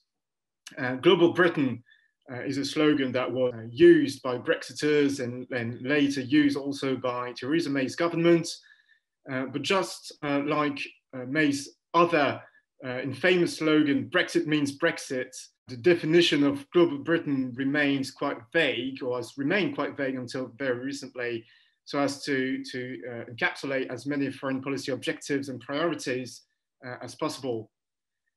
Rather than I think that the main point was to show that Britain would not be in retreat after Brexit, that it was going to have an ambitious project for its presence on the international stage. And in the 2019 Queen's speech, they say the main speech given by the Queen, but actually written by the Prime Government. The government announced a new integrated security, defense and foreign policy review, saying that it would re-examining Britain's place in the world and covering all aspects of international policy from the defense, diplomacy and development. And this was all the more necessary that no strategic update had followed the 23rd June 2016 referendum. So this integrated review that was published actually in 2021 due to the pandemic that delayed the process has led to a reassessment of Britain's role in the world. And what my paper intends to do is have a look at the content of this integrated review in order to decipher how the government has indeed redefined Britain's role in the world. So the aim of the paper will be mainly to show that although the British 2021 strategic review aimed at redefining the British strategic ambitions, it actually fails to define a clear set of priorities that are coherent with the country's international role and its status as a middle power. The government multiplied priorities to such extent that they missed a rare opportunity to clarify Britain's role in the world. And I think that expectations created by the integrated review are likely to be disappointed if capabilities do not meet the aims that are stated in the document. So in order to think about Britain's role in the world today, I think we can use the definition, 5 principles that were defined by Bradberg in 2011 in an article that where he listed five main principles for Britain's foreign policy. First, of course, the and the role of Britain in NATO. Also, the insular reserve towards the European continent. That should not be a surprise. Third, the aim at maintaining a global presence with special preference for the Commonwealth. And then he also lists pragmatism rather than principle as well as a liberal belief in international trade. And actually, looking at the integrated review, we can wonder whether there is an actual change in these principles that are still maintained by Britain today, even if there are two large questions that remain to be answered. First, the relation with the EU that needs to be clarified, or rather the relation with the European member states and how this articulates. And the second question would be the capabilities that are available for the global presence, especially with insistence on the Indo-Pacific. So first, I'd like to say a few words about this point of the tilt to the Indo-Pacific that was very much commented upon, especially in the media. There is a long history of relations between the UK and the Indo-Pacific that goes from the, that region that goes from the Gulf to the Pacific. This long history is mainly due to Britain's colonial past, especially with colonies like Aden, Oman, India, of course, Malaya, Singapore, Burma, etc. And of course, we should mention also the old Commonwealth countries like Australia, New Zealand, but I'm sure you're familiar with it. We mentioned earlier that Britain retreated from the East at the end of the 1960s, and that led us to hesitate about their attitude regarding the area. And since the 2016 referendum, one of the Brexiteers' main ideas was to insist on the need for the UK to refocus its strategy on the Indo-Pacific. This is noteworthy because insisting on the Indo-Pacific is a clear acknowledgement of the importance of the region, in particular Asia, in international relations and for the future of the globalized economy. Therefore, what Brexiteers expected to reinforce historic links and Britain's influence in the area. So the tilt towards the Indo-Pacific is actually part of a wider strategy that aims at reinforcing Britain's presence in the East of Suez. And a phrase that goes back to the phrase that was reintroduced rather in the foreign policy discourse, especially when Boris Johnson became Foreign Secretary in May's government after Brexit. According to Johnson, retreating from the area was a mistake that was mainly due to economic challenges in the 1960s and a major strategic update at a time when the country was joining the EEC. So now that the UK was leaving the EU, it was time to go back to that part of the world. So I'm not going to come to the details of how this is going to happen or this is happening now because I don't have time. But what I think I'll do in the paper is insist on Britain's links with, for instance, the five-power defense arrangement, five-power defense agreement, sorry, FPDA, that include Malaysia, Singapore, Australia, New Zealand, and the UK.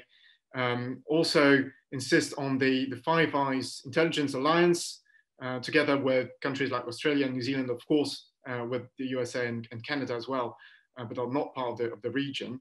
That both participate in the status of the UK as one of the main actors in Asia. Looking especially at China, the review notes the challenge posed by what they called an authoritarian state that has different values than the UK's. But China is defined both as a threat to British economic security and as an important trade partner. So the British strategy on China is characterized by a kind of willingness to work with one of the main economic powers in the region, and of course in the world, while trying to limit and contain the most challenging and nefarious aspects of its attitude on the international stage. But it might be little more than an illusion to believe that, as Britain seems to be doing, that reinforcing commercial bonds with China is possible, even if London and Beijing have diverging and contradictory interests. Then more generally, the Indo-Pacific tilt is detailed in the review in 9 points that insists on links with countries like Australia and New Zealand, but also economic links with the region, including through of Britain in the Asian alliance. The country expects to become one of the ASEAN's dialogue partners, which by the way was a status that it enjoyed through the EU membership and that it's trying to regain now as an independent, well, independent, as I like to call it, as a non-EU member. But what one could wonder about the way this rapprochement with Asian member states and the Asian is perceived by these this alliance or this organization, rather, because if Asian members might want to avoid being associated with the UK in order to avoid taking a clear stance in the rivalry between China and Western powers, so there might be these there. Nevertheless, it has already reinforced its presence in the region as far as trade is concerned. And in the future, priority is given to joining the Comprehensive and Progressive Agreement for Trans-Pacific Partnership, this partnership that involves 11 states around the Pacific. And in spite of the fact that the UK is not a Pacific country, it aims at playing this role in the CPTPP and therefore maybe join the ASEAN later on. As far as military presence is concerned in the region, I think we can look at the fact that Britain has sent the HMS Queen Elizabeth, the new aircraft carrier, in its inaugural deployment in the Indo-Pacific, which is announced as a prelude to a permanent British presence in the region, which is currently quite limited. But in partnership with other countries and security organizations, the region, Britain is aiming at reinforcing its presence in the region. However, if we're looking at the Indo-Pacific tilt, of course, it's very important as not as focused on this aspect of the integrated review. But I think we should also, integrated review actually spends a lot of time speaking about traditional presence in Europe and also on the Euro-Atlantic region, which is definitely at the heart of the British strategy. One issue that is, of course, striking is that on the 114 pages of the integrated review, the EU is only mentioned twice. The first reference is about the current relationship between the UK and the EU, insisting on the December 2020 deal that protects essential economic interests of the British while enabling them to pursue different economic and political approaches in many areas. I'm quoting here from the integrated review. And the other mention is where the UK suggests that they could work with the EU when their interests coincide with the EU in order to support the stability and security of the European continent. But this is not quite clearly explained. There are few other references to the EU. First, this should not be a surprise. The UK was never a major actor of the EU's CFSP, and there was no reason why we should expect that to change after Brexit.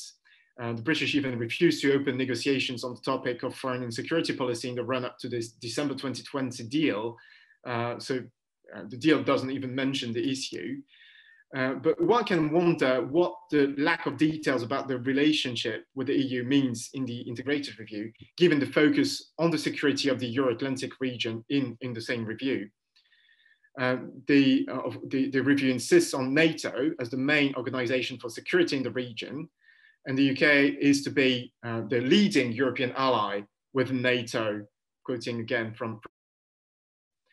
But how is the country supposed to play such a role without a clearer and deeper relationship with the EU in the field of foreign and security policy? Leaving the EU is said to have allowed Britain to move swiftly and with greater agility, according to the government, but the ability to move swiftly and with greater agility also depends on the relationship that it will have with the EU. As far as whether Britain gained anything from leaving the EU, the main example is the sanctions. The fact that they've been able to adopt a global human rights sanctions regulations in 2020. I'm going to cut you just because we cannot hear you well. Maybe it's because of too much information. Maybe you can turn up the video and we could hear you better. Okay.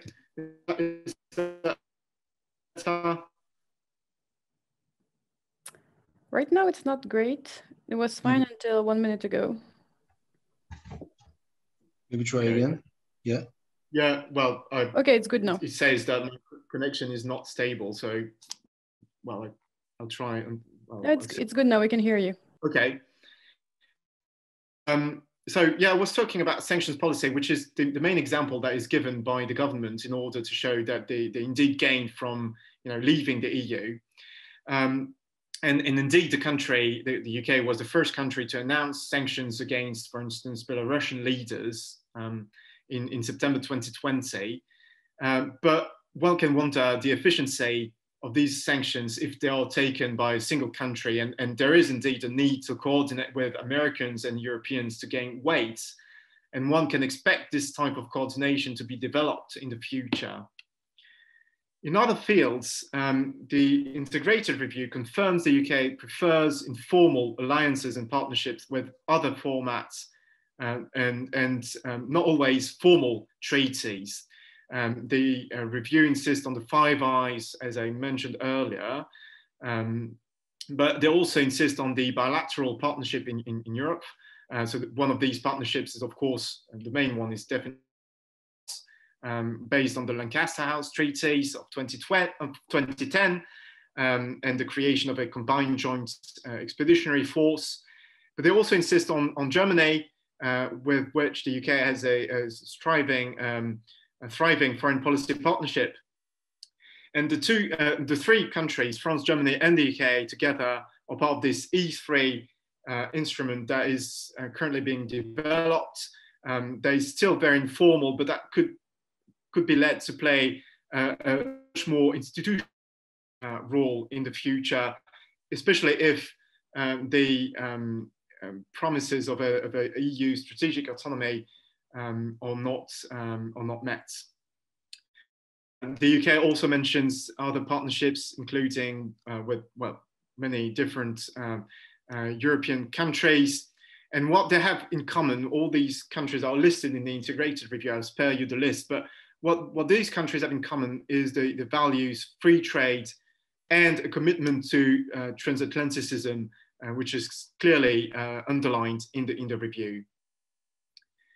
So if we look at the tilt to the Indo-Pacific, but also what the review says about the Euro-Atlantic region, it seems that the integrated review is not a strategic revolution at all, and that the focus on the Indo-Pacific is far from being the only priority. There is a strong form of continuity of cooperation in the Euro-Atlantic region. Sorry, you need me to stop there. Yeah, okay. Now, I'm not going to go into the details of what I would say in the last part of the paper, but I think what I would like to do is have a look at the capabilities that are listed, and also have a look at the coherence between the integrated review and other papers that were published at the same time about the defense strategy, especially the Defense Command paper that was published in March 2021, and looking at the capabilities that the UK is ready to use in order to fulfill its commitments, and also how disappointing actually the commitments that were made in the defense review might be, given the high priority, the high hopes that were created by the integrated review. So from rising number of nuclear warheads to the modernization of armed forces, going through new capabilities to fight against terrorism, cyberspace security, the fight against climate change, development aid, but also what I've just said about the Euro-Atlantic area, the Indo-Pacific region. I mean, the integrated review lacks neither ambition nor priorities, but none of these sounds illogical, but it will be difficult to fund them all. and I think that's where my paper will be heading. So thank you for listening to me. Now I'll stop there. Thank you very much, Thibaud. Alice, your reactions to the two papers, Samuel's and Thibaud. Merci. Hi, everyone. Good afternoon, bon après-midi. It's nice to see friends, even if on the screen, and even if many of them have to have their cameras off. But I know you're here. I mean, I'm just going to react after what I've heard. So can you hear me properly? Okay, great. Maybe one first question that is common to both papers. I mean, I'm sorry that I missed the beginning of the event, so maybe some things have already been sort of addressed for like collectively. I don't know to what extent each chapter is similar or different, but in the end, I'm kind of left wondering what is it exactly that France and the UK are trying to achieve. So what are they setting up all these instruments for? Whether it's alliances or capabilities. And when I'm saying what are they trying to achieve, it can be either something that is very concrete, like gaining, I don't know, if we talk, you know, in economic terms, gaining market shares, you know, or GDP points, or is it more, you know, less substantial, more a matter of feeling like they are still in the game? So is it, are they trying to achieve concrete things, or are they trying to achieve concrete security objectives, you know, such as France in the Sahel trying to maybe, you know, destroy some terrorist networks, or maybe the UK in the Indo-Pacific trying to safeguard, you know, international trade routes for very, you know, concrete purposes. And so the thing is, I think there may be this double agenda in each country, and maybe some of it is realistic, some of it is not, but I think spelling it out would be useful, so we know if we're discussing in the realm of the symbolic and the narratives, or if we're discussing policy programs towards a goal. You know, and both can go hand in hand, but can be more or less concrete and more or less symbolic. Now, turning to the first, maybe it's easier actually if I start with the UK, because Thibaud just spoke. So I think one thing that is interesting in the moment for the UK is at first they were in this weird spot with Brexit. But then the world changed, you know, then there was Trump, and now there's the rise of China that is, you know, probably more concrete than it was a few years ago. And so in the end, they have this opportunity that comes at this very moment to rethink their foreign policy. So it turns out to be, after all, maybe a good moment to ponder. So I think that could be maybe reflected upon as well, that there is this convergence of, you know, diverse events that come at a time when in 2020, in the end, it's not a bad time to be looking at your foreign policy.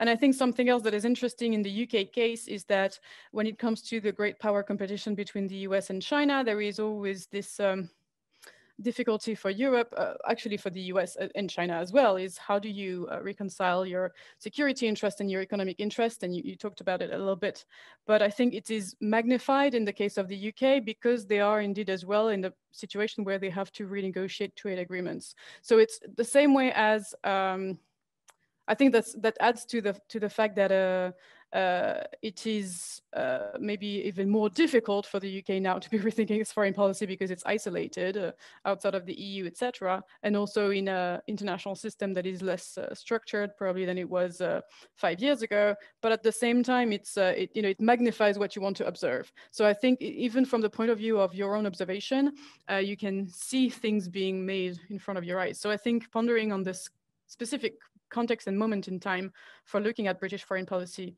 is interesting. Something that struck me, and I would like to hear your reactions about that, especially when discussing forums and arenas in which the UK can sort of deploy its foreign policy, is to what extent you would agree with the idea that, I mean, I'm going to say very contradictory things, but I think the integrated review is maybe also in itself a self-contradictory document. And I think it strikes me that maybe the UK's foreign policy, as it appears in the review, is maybe a small state foreign policy, in the sense that the UK, now being outside of the EU, is comparatively not even a medium state. It's almost small, because it doesn't have the EU as the economic weight behind it. So it's as big as France in terms of military might and nuclear weapons and etc. But it's actually small because it has only its own economy to rely upon. So I would like to hear what you think about that, considering that usually small states conduct foreign policies within highly institutionalized environment because they know it provides a safety net for them. So they would usually not use flexible partnerships, but rather, tangible, formal alliances, to be sure. So I would, would be interesting to see if you find some of that in the strategy, and if not, why is it? And maybe here the symbolic comes that the UK doesn't see itself as a small state. Also, something I've heard about this strategy, contradictory views, is it's an American strategy and it's a French strategy on top of being a UK one. It's a French strategy because something you haven't really mentioned is how much it is about building national technological power. That's very French. There is this whole, debate, this whole ambition about national industrial strategy in high-tech sectors, and even in the defense innovation area as well. And it's very almost nationalistic or bombastic in the way a French strategy could be. But it's also very American in the sense of, at least as I was told by a British advisor at the UK embassy in DC, after all, they would follow the broad lines of US foreign policy, even if with a different balance, and I'll come back to that in a moment. But also they waited for the US election result before they released it. I think it's not only about Brexit, so maybe that would be something as well to think about, to consider. And I mean, that's my interpretation. I wasn't told, yes, we waited for the US election result, but it strikes me that the timing was kind of there. And talking about what I was just saying about the balance between basically the Russia threat and the China threat, it's reverted indeed in the UK. The Russia threat comes much more to the fore, as if almost there was a distribution of labor between the US and China, the US and UK.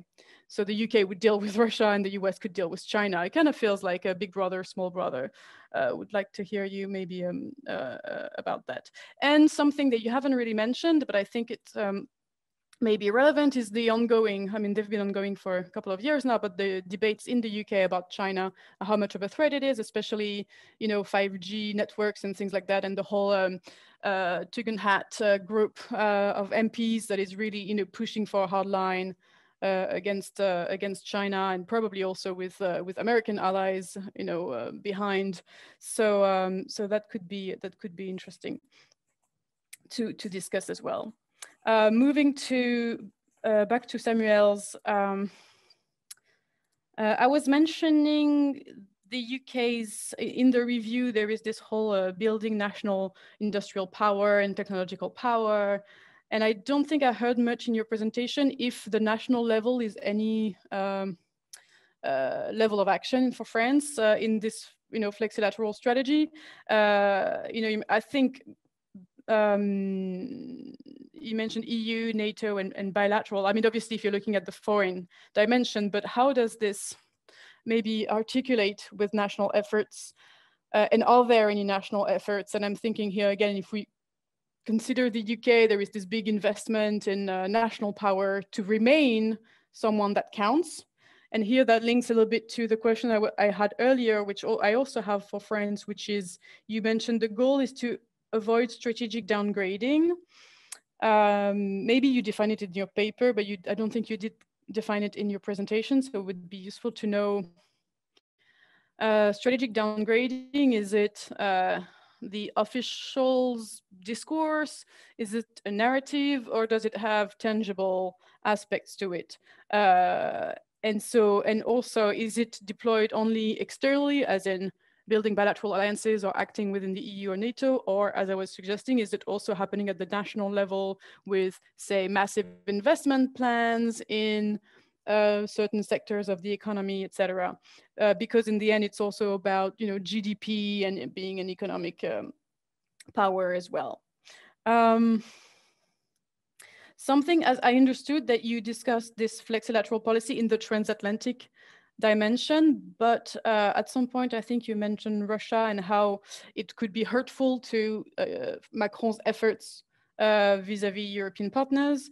And I think indeed that you could maybe expand a little bit on that, and not only on the Russia case, but maybe even on the Chinese case as well, that in the end, outside of the Euro-Atlantic arena, France continues to have its own nationally defined foreign policy vis-a-vis Russia, China, but also, let's say, Libya, you know, and other partners or rivals like Turkey, you know, and this is in the end also hurting maybe efforts. So I think it's good that you mentioned Russia, but I think you could also mention China, maybe Libya, maybe Turkey, that or even, you know, policies maybe before Macron, but still probably continued during the Macron presidency in Africa, Sahel, that in the end all these areas are acted upon kind of nationally or within only a French with only a French viewpoint. Alice, do you think we can quickly stop? Yeah. Sorry. Well, you know, you asked me to come comment, I come comment. But I will just finish with one last point for Samuel, which is, I think you mentioned EU, NATO, and bilateral, but then at the same time you mentioned EI2.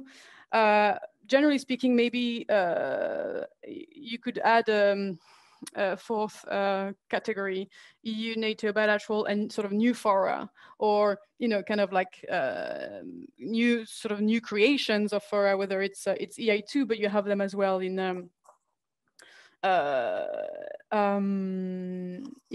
sort of alliance building for the Sahel, for artificial intelligence, blah, blah, blah. Areas where France can be basically the leader of a small group. So that's always a strategy for, I guess, yeah, for existing internationally. Okay, sorry, I was too long. I'll stop here. Thank you very much, Alice. Thibaud, you want to answer first? Quickly, if possible. Yeah, well, very, very quickly. And thank you, Alice, for all your suggestions. And very, very important. You mentioned, we'll be quite happy to have a look at them in the paper, obviously. Sorry, I'm turning off the video because I think my connection is again very unstable. About the status of the UK, I think you're completely right that they're almost a small state now. The problem is they refuse to see it, I think, is the main answer to your remark. And about the highly institutionalized environment in which they take part, I think the UK is traditionally very opposed to getting involved in institutionalized environments and cooperation, and they prefer a much more informal way of cooperating, especially with other European European states. If we look at cooperation with France and Germany, it's still very it's not institutionalized at all, and maybe this will change in the future, depending on how the UK behaves on the international stage, and also on how, well, the different threats and challenges they have to face in the future. About your other remarks about the strategy being contradictory, I completely agree with you, and I think that the multiplication of tasks and multiplication of priorities is a clear sign that there are contradictions in what they aim to do, because they won't be able to do this all at the same time. And I also quite like your comment on the strategy being both French and American, and I certainly have a look at the French aspect a bit more closely. About the American aspect, what you said about the timing, I do take your point, and I think this is quite relevant. Even if, just as you said, I received no confirmation about the fact that it was on purpose that the publication of the strategy was delayed. I think it was mainly delayed because of the pandemic, but maybe then, because it was already late, they waited a bit more in order to see who the next president would be, because now, you know, at the end of 2020, they could just have, well, you know, once you reach November 2020, it's easy to wait just a bit more. So maybe, but I don't have anything about this, any confirmation of this. And I don't know, I don't have time to maybe to go into the whole details of what you mentioned, but I'll certainly have a look at the you know, distribution of Russia, China, and the UK being more in charge of the Russian threat, and China being more obviously focusing on China. And I think this is interesting, and but I would like to go a bit more into it before giving an answer about this. But what is certain about China is that the UK started off with a much more open attitude towards China, and much less, I would say, yeah, much more open than the US, especially about 5G that you mentioned. I don't know how, if this is this is going to change for sure in the future, because even the strategy is quite ambivalent about this. I mean, the strategy is quite clear about the threats that is posed by China, but it's also a very important trade partner. And I think the UK doesn't want to insult the future. They don't want to lose any opportunity. And whether they're going to adopt a more hardline attitude is difficult to say. Even if, as you said, and I think you're right about the group of MPs led by Tom Tugendhat about China, but I don't know whether they'll be able to influence the strategy in the future. And at least the document is quite open about what possibility China offers, at the same time as being quite adamant about the fact that it is a threat that needs to be dealt with as well. So definitely a good point that I need to work on as well. So thank you very much for this for these comments, and I think we do agree that this is a very ambivalent strategy, and that that it is contradictory quite a lot. Thank you very much. Thank you, Thibaud. Samuel, if you can maybe do it in 2-3 minutes. Yeah. Thank you very much, Alice. So just 3 maybe quick answers. I share your first question and interpretation, according to which there is a kind of dual or double agenda pursued by France, and maybe in a way same in London for the UK to maintain its status, rank, and prestige. And I think you have really both the material and symbolic dimension of this kind of, and try to keep this kind of international nobility of states, and to be really on this, you know, a club of G7 and so on. So yeah, I think really a purely symbolic dimension and a more material dimension, such as indeed buying and be able to produce, for example, developing and then producing a fighter jet or a military drone, or leading or participating in a military operation. So again, a really symbolic dimension and a really concrete one. And obviously, it's difficult to say which dimension is more important or high on the political agenda than the other one, and which one drives the other one. And also probably that depends on the context, on decision makers, stakeholders, and issues. And for this reason, maybe we are not completely useless, and we should continue to work and go on with our research. I would have more or less the same answer for your question on strategic downgrounding. Indeed, I haven't really defined it, but in my mind is mainly a political narrative.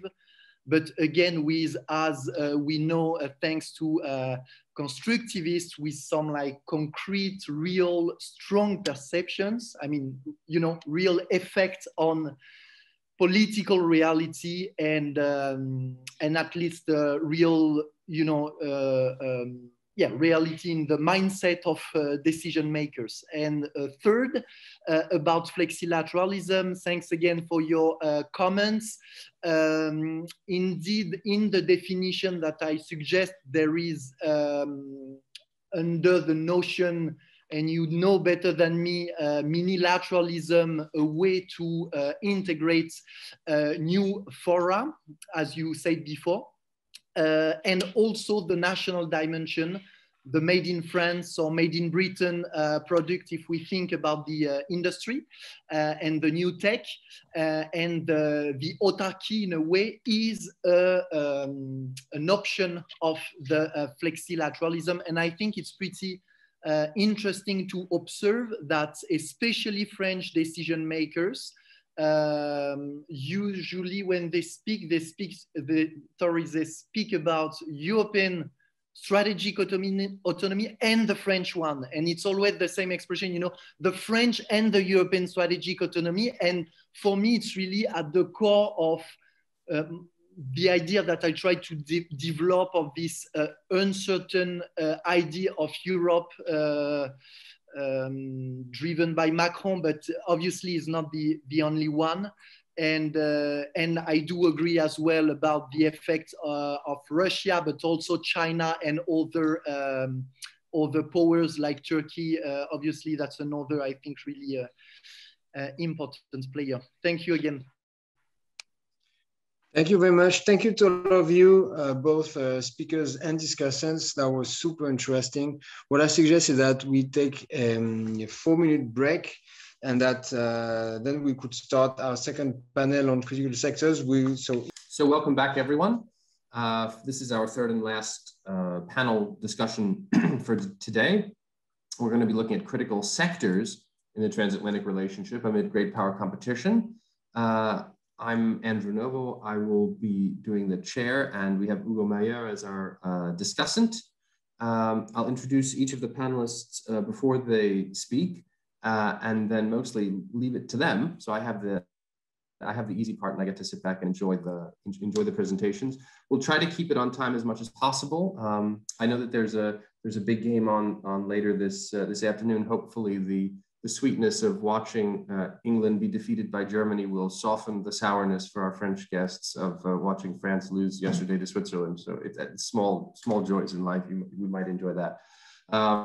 So without further ado, let me introduce Fabio Cristiano, who is a postdoctoral researcher at the Hague Program for Cyber Norms in the Institute of Security and Global Affairs at Leiden University, where he also teaches for the BA program in Security Studies and the Executive MA in Cybersecurity. His research broadly lies at the intersection of critical security studies and international relations theory, and currently focuses on questions related to automation and autonomy in the context of international cyber conflict.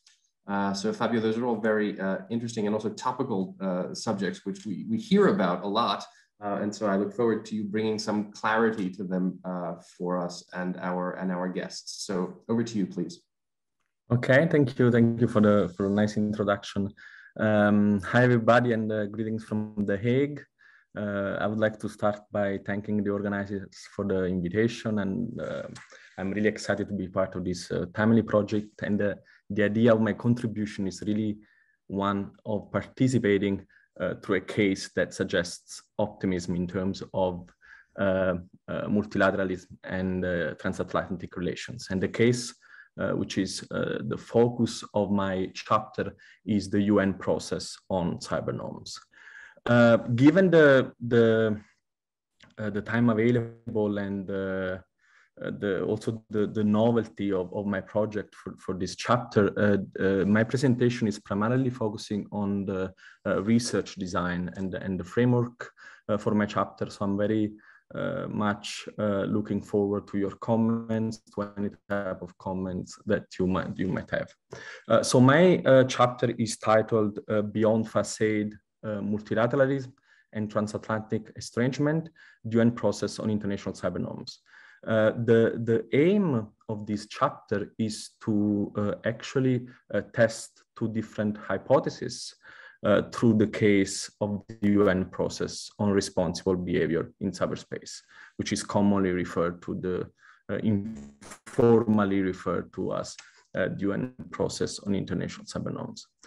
So the two hypotheses that I want to test, of course, will be kind of the starting point for eventually reflecting in broader terms and theoretical terms about multilateralism in relation to transatlantic relations. So the first hypothesis is that great powers cooperation on cyber norms can be understood as a facade multilateralism. This is really an hypothesis about thinking about multilateralism as a method of politics. And the second hypothesis is really about the need of governing and regulating the internet as generally increased transatlantic estrangement. And this is a hypothesis which is really focusing on the outcome of multilateralism rather than in terms of method. So moving on, facade multilateralism. So the hypothesis is that the way in which great powers and China and the United States in particular are involved in this multilateral process is just a facade one. This is an approach which is very common by non-cyber international analysts. And they see the multilateralism of the UN process in skeptical terms as a multilateralism that in fact focuses on method rather than the outcome. And my chapter argues that actually this critique is mainly related to actors, right? So while the UN is multilateral in nature, great powers are not naturally interested in multilateralism. So this is really the kind of realist view on multilateralism. On the other hand, as it will be argued, the involvement of great powers in this process is a very kind of constructive and related to the outcome. So this, the critique of those thinking that the multilateralism of the UN process is just a methodological one is really about arguing that the primary goal of US and China is not the negotiation of competing interests towards responsible behavior in cyberspace, but rather only legitimacy and hegemony. So really much in relation to the keynote we have listened to earlier. And this critique, of course, is supported by a number of empirical evidences that actually point at the idea that there is not much space for multilateralism in terms of negotiating cyber issue. There is, in fact, a plethora of bilateral, minilateral, flexilateral, unilateral, and you name it, approaches to kind of the governance of tech. And also, most importantly, in 2018, there was some sort of a bifurcation, a split at the UN with regards to the process on cyber norms. So whereas an American-baked resolution was renewing the mandate of the group of governmental experts, another resolution was approved in order to establish the open-ended working group. And this was a resolution presented by Russia and supported by China as well. So this critique of the process is really about the idea that these two different processes, let's say, are instrumental to the two different narratives, right? So one would be the Chinese, Russia one related to digital sovereignty and information security, and the other one would be the one championed by the US and the like-minded states. So the overall critique again is that, and this part of this, the first hypothesis that I would like try to kind of criticize later, is that the UN multilateralism on cybernorm is a multilateralism for the sake of multilateralism itself, right? So the idea is that great powers contribute to this process by acquiring legitimacy through the illusion of pluralism, right? So this is the kind of idea of multilateralism for the sake of multilateralism itself. The second hypothesis, which is actually a very strong one given the different empirical articulation of this, and as you can see also in other chapters that are included in the volume. So this, the idea that there is actually a transatlantic estrangement particularly between the US and Europe, which is related to technology, right? So technology is the kind of policy domain intended as new technologies, as a policy domain which is actually creating this disconnect in terms of transatlantic relation. And this perspective somewhat argues that there is something inherent to governing and regulating the internet that has actually generally increased this transatlantic estrangement. And this is again an hypothesis more about the kind of the outcome, right, of multilateralism. And so this is again the focus of this kind of estrangement in my chapter is about the relations between the US and Europe, both intended as a single actor, but also the variety of actors that compose the union. Tech governance has created a divide in transatlantic relations between Europe and the US. And this is, of course, very much on the agenda today with the issues such as technological competition, data protection, free speech, and cybersecurity. They have become a source of controversy. The argument of the chapter would be that cybersecurity is in fact an exception to this kind of estrangement. The proponents of this transatlantic estrangement, an estrangement which is rooted in tech governance, relate this development, for instance, to the kind of debate between digital sovereignty and strategic autonomy, right? So how Europe and the US think in terms of capabilities. What is a capability? What is not a capability according to the different actors? There is also another dimension to this estrangement that will be related to the different understanding of freedom of speech and liberties, more in general. And as an overall argument of this kind of hypothesis is that new technologies have seemingly revealed some fundamental differences between the US and European countries with regards to the dichotomy protection versus protectionism, right? So it took the kind of emergence of these technologies to kind of reveal this kind of disconnect. In practice, this estrangement has been articulated in very different policies and initiatives. For instance, the GDPR is an example of this, right? And the kind of resistance that this regulation has received from the United States and the United States companies. And of course, this estrangement needs to be related to the Trump variable, right? The Trump administration has in fact kind of contributed to kind of diluting this estrangement in terms of tech governance.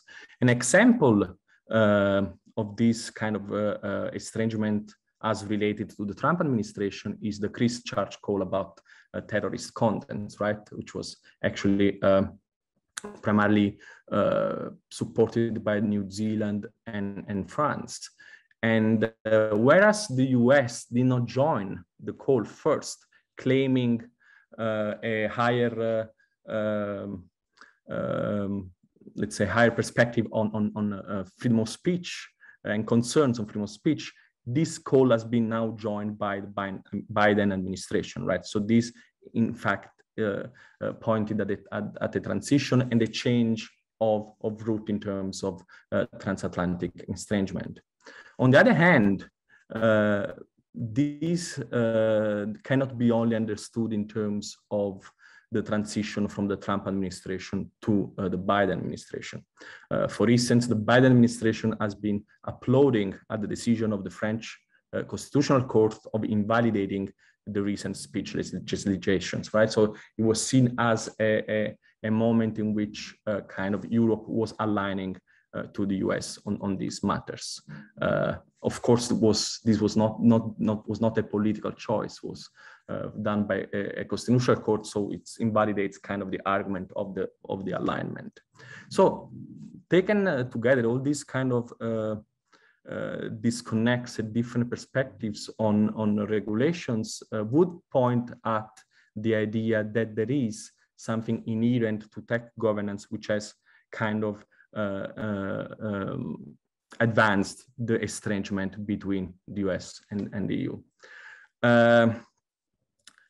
Going to the empirical part of this research, to test these two hypotheses, the one about the facade multilateralism and the one about transatlantic estrangement, the analysis will focus on national positions at the open-ended working group, which is the second group for working on cyber norms, which was initially initiated by Russia, but it's the only one that is open to all UN members.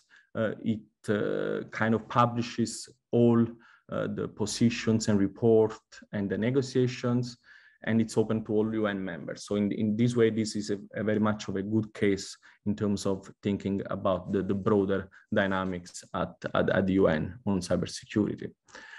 And this process, of course, has recently concluded, and with the publication of a report.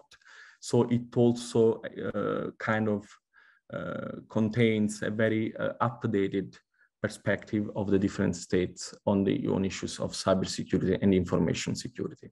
So the analysis of these national positions and how they've evolved during the process will be used to kind of testing the two different hypotheses. And this work needs to be done in empirical terms, going to the positions, to the papers, and to the data.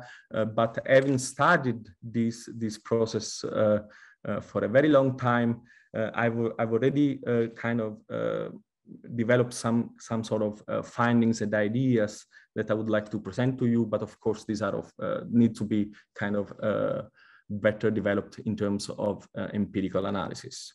So testing the first hypothesis, multilateralism is not the first hypothesis. The argument of the chapter is that when it comes to cyber norms, multilateralism is not only a facade instrument for great powers such as China and the United States. As I was mentioning, against all odds and the attempts of jeopardizing the process by adversary countries, a recent new consensus report has been approved. And this is a very much outcome-oriented report, right? There was really a lot of tension also when it comes to negotiating the very wording of the report. For instance, the US successfully demanded that the phrase "states agree" be struck from the final report and be replaced with "states take into account." And I think this is a very indicative of the high level of kind of negotiation that has been going on there in terms of the report. Another indication that comes from the analysis of this process is that this process is not really about the nature of the actors, right? As we were thinking in terms of, in realist terms, about multilateralism, about the facade of multilateralism, but it's really about the values. So the kind of the great power competition cannot, in this context, cannot be understood in classical hegemonic terms, but it's really much about normative terms, right? The values, the more constructionist kind of approach to multilateralism. Going to the second hypothesis, it's the evidence shows that the position of like-minded countries is more cohesive than thought to be in other contexts, right? So whereas there is a lot of disagreement between the US and European countries when it comes to data regulations or privacy, in the context of international cybersecurity, these positions seem to align, right? So they kind of point at the idea that there is not such an estrangement in terms of transatlantic relations. So the question is, why do they differ less in this context? And I think the argument here, and I will conclude, is that multilateralism in itself, right, as this potential of kind of negotiating this estrangement through the pluralism that we were mentioning before. So in this context, China is not an issue of bilateral negotiation or an issue on the table of the G7, but it's a partner in the negotiations, a partner that needs to be dealt with. And so in light of this, the concluding remark is that the UN process on cyber norms shows that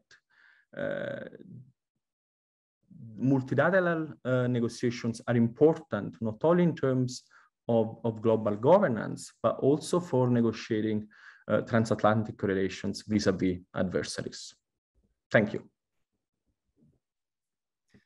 Thank you very much, Fabio. It's this is such an important question, such a big question, especially the way we see competition, big power competition. We now see even competition, as you said, over narratives and the narratives concerning cyber norms. And this question of what constitutes cyber norms and what will be a norm in cyberspace is, I think it's a question that interests a lot of people. And it's also one which there's a lot of room to develop, because we haven't really come to sort of substantial conclusions about what the norm should be. So thank you very much, and I'm sure we all look forward to reading your work on this subject, because it is very important and contemporary. So next up we have Faure again. Since he's returning, I don't have to introduce him and his position as associate professor at Sciences Po. But welcome back, Sam, and we look forward to your presentation. Thank you very much, Andrew. I'm gonna try one more time with the PowerPoint because the audience has to listen to me one more time. So maybe with the PowerPoint it will be. Oh yes, okay. So that I can see something, or I can see many windows popping up. So this is good. You've managed to overcome the Mac challenge, the MacBook challenge. That works. Excellent. Yeah, okay, wonderful. So thanks again, Andrew and Elie, actually. So this paper, which I worked on with Lucie Béraud-Sudreau, based at CIFRI in Stockholm, is entitled, as you can see, so on the screen, the European defense industry in an era of great power competition, why China's rise is not yet a game changer. So after a short introduction, I'd like to present our methodology and the main result of this empirical research. You will see that it's much more empirical than my previous presentation, and then share with you some conclusion. So Lucie and I have explored the reliance of major European defense companies towards China and the US from the angle of the internationalization of their business activities, their location, and their governance. The internationalization of large European companies, defense companies, is defined at the level, the degree of their economic relations outside their headquarter locations. So according to some observers, large European defense companies are characterized by a low degree of internationalization, the industry being closely tied to state sovereignty. Think about the resilience of national champions like Dassault Aviation in this country, France, or Saab, for example, in Sweden. For others, the establishment of transnational companies in Europe, like Thales, but also European groups such as Airbus or MBDA, cannot be ignored. Nevertheless, the type, the form, the degree of internationalization of large defense companies remains largely unknown due to, according to Lucie and me, three blind spots. Firstly, internationalization is less the object of study than the starting point of the literature taken for granted. Secondly, only the six usual suspects, largest European companies, namely BAE Systems, Airbus, Leonardo, Thales, Safran, and Rolls-Royce, have been analyzed. And so, in fact, a whole part of the European industrial landscape was not covered.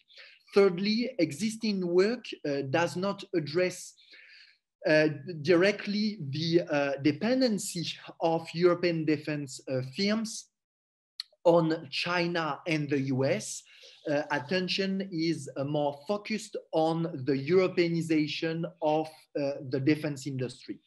Therefore, our ambition with Lucie is to address this empirical pitfall. So our objective is rather modest, since we focus on our, in a way, dependent variable, rather than looking for the drivers, the determinants of the internationalization of the European defense industry. Basically, our main research question for this chapter so far is as follows: in which territories do the major European defense companies decide to internationalize? China, the US, or Europe? And are their activities and governance more shaped by the rise of China, the dynamic of transatlantization in favor of the US, or the Europeanization trend? So briefly, a few methodological remarks. So to characterize the, empirically, I mean, the internationalization of large European defense companies, the first indicator is the share of their export revenue. The second indicator that we use with Lucie looks at the international presence of companies through the location of their subsidiaries in the three territories analyzed. So again, China, the US, and Europe. And a third indicator shifts the analysis to a micro or mezzo level of analysis, meaning the company managers seeking to know their nationality.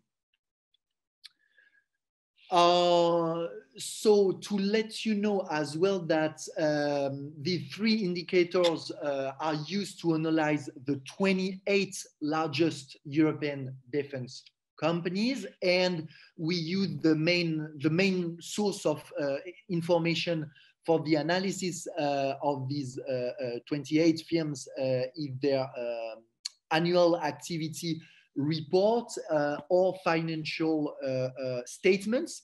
The data was collected for the year 2019, the latest full set of available information at the time of writing the paper.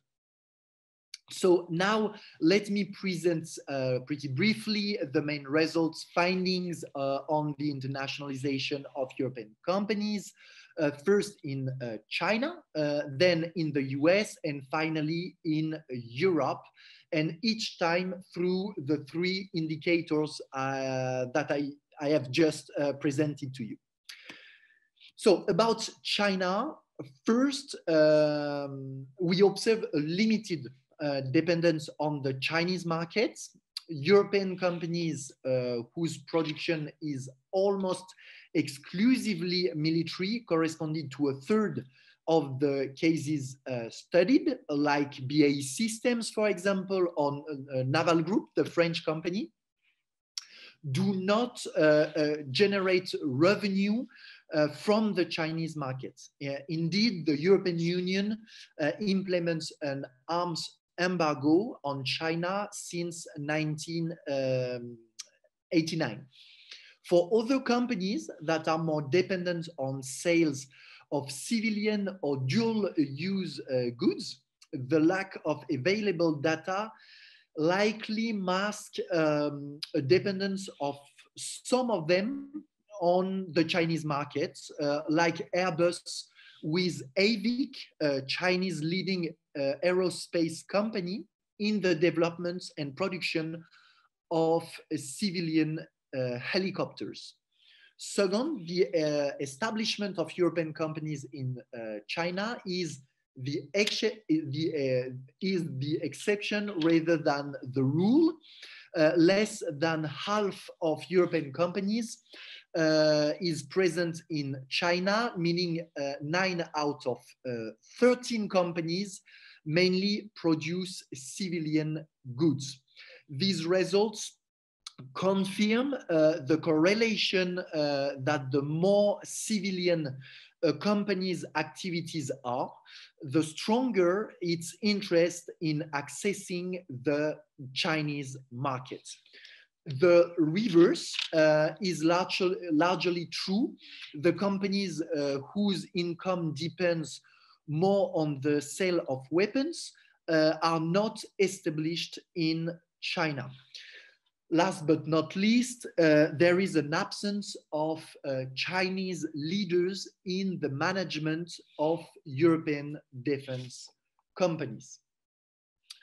So let's now compare the results for China with those for the internationalization of European companies in the US. Overall, the degree of internationalization of European defense companies is higher on American territory than on Chinese soil, which is not really counterintuitive indeed.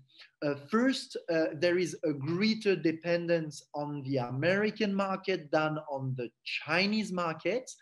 To give you an example, while none of the 28 European companies generates more than 10% of their turnover in China, nearly 2/3 are in this situation in the US, and a quarter of them achieve more than 20% of their turnover in the US. And to give you an example, the French company Safran with 35% of its turnover. Second, a strong presence of European companies in the US is the rule, not the exception, so the opposite situation. More than 80% of European companies have subsidiaries in the US, compared to less than 1 in 2, 46% in China. Third, American executives at the head of European companies are based outside the European Union, all the industrial players with an American presence on the board of directors are British, with two exceptions, Airbus and Safran, which represent the two companies with the lowest military production. These results reveal a clear link between British companies and the US as a privileged internationalization territory. Let's move on to Europe as another and the third territory of internationalization analyzed in this paper. The first indicator, as you can see again on the screen, shows a similar reality on both sides of the Atlantic in terms of the level of internationalization. European defense companies are as dependent on the European market than and as on the American markets. Nonetheless, Lucy and I observe a difference of nature. The European companies whose revenues are most dependent on the US are mainly groups headquartered in a country outside the European Union, for example, Rolls-Royce in the UK, while the companies with the highest turnover strong in Europe are based within EU member states, for example, Rheinmetall in Germany. Then the establishment of subsidiaries in the US and Europe lead to similar results. And at last, Lucy and I have observed a significant quantitative difference between European and American leaders who govern the biggest European defense companies.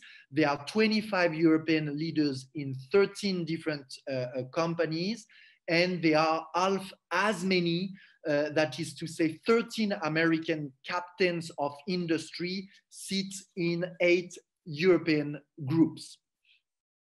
So in conclusion, this paper revealed 3 distinct types, and we can say with Lucy, of relationships from major European defense companies corresponding to 3 territories of their internationalization.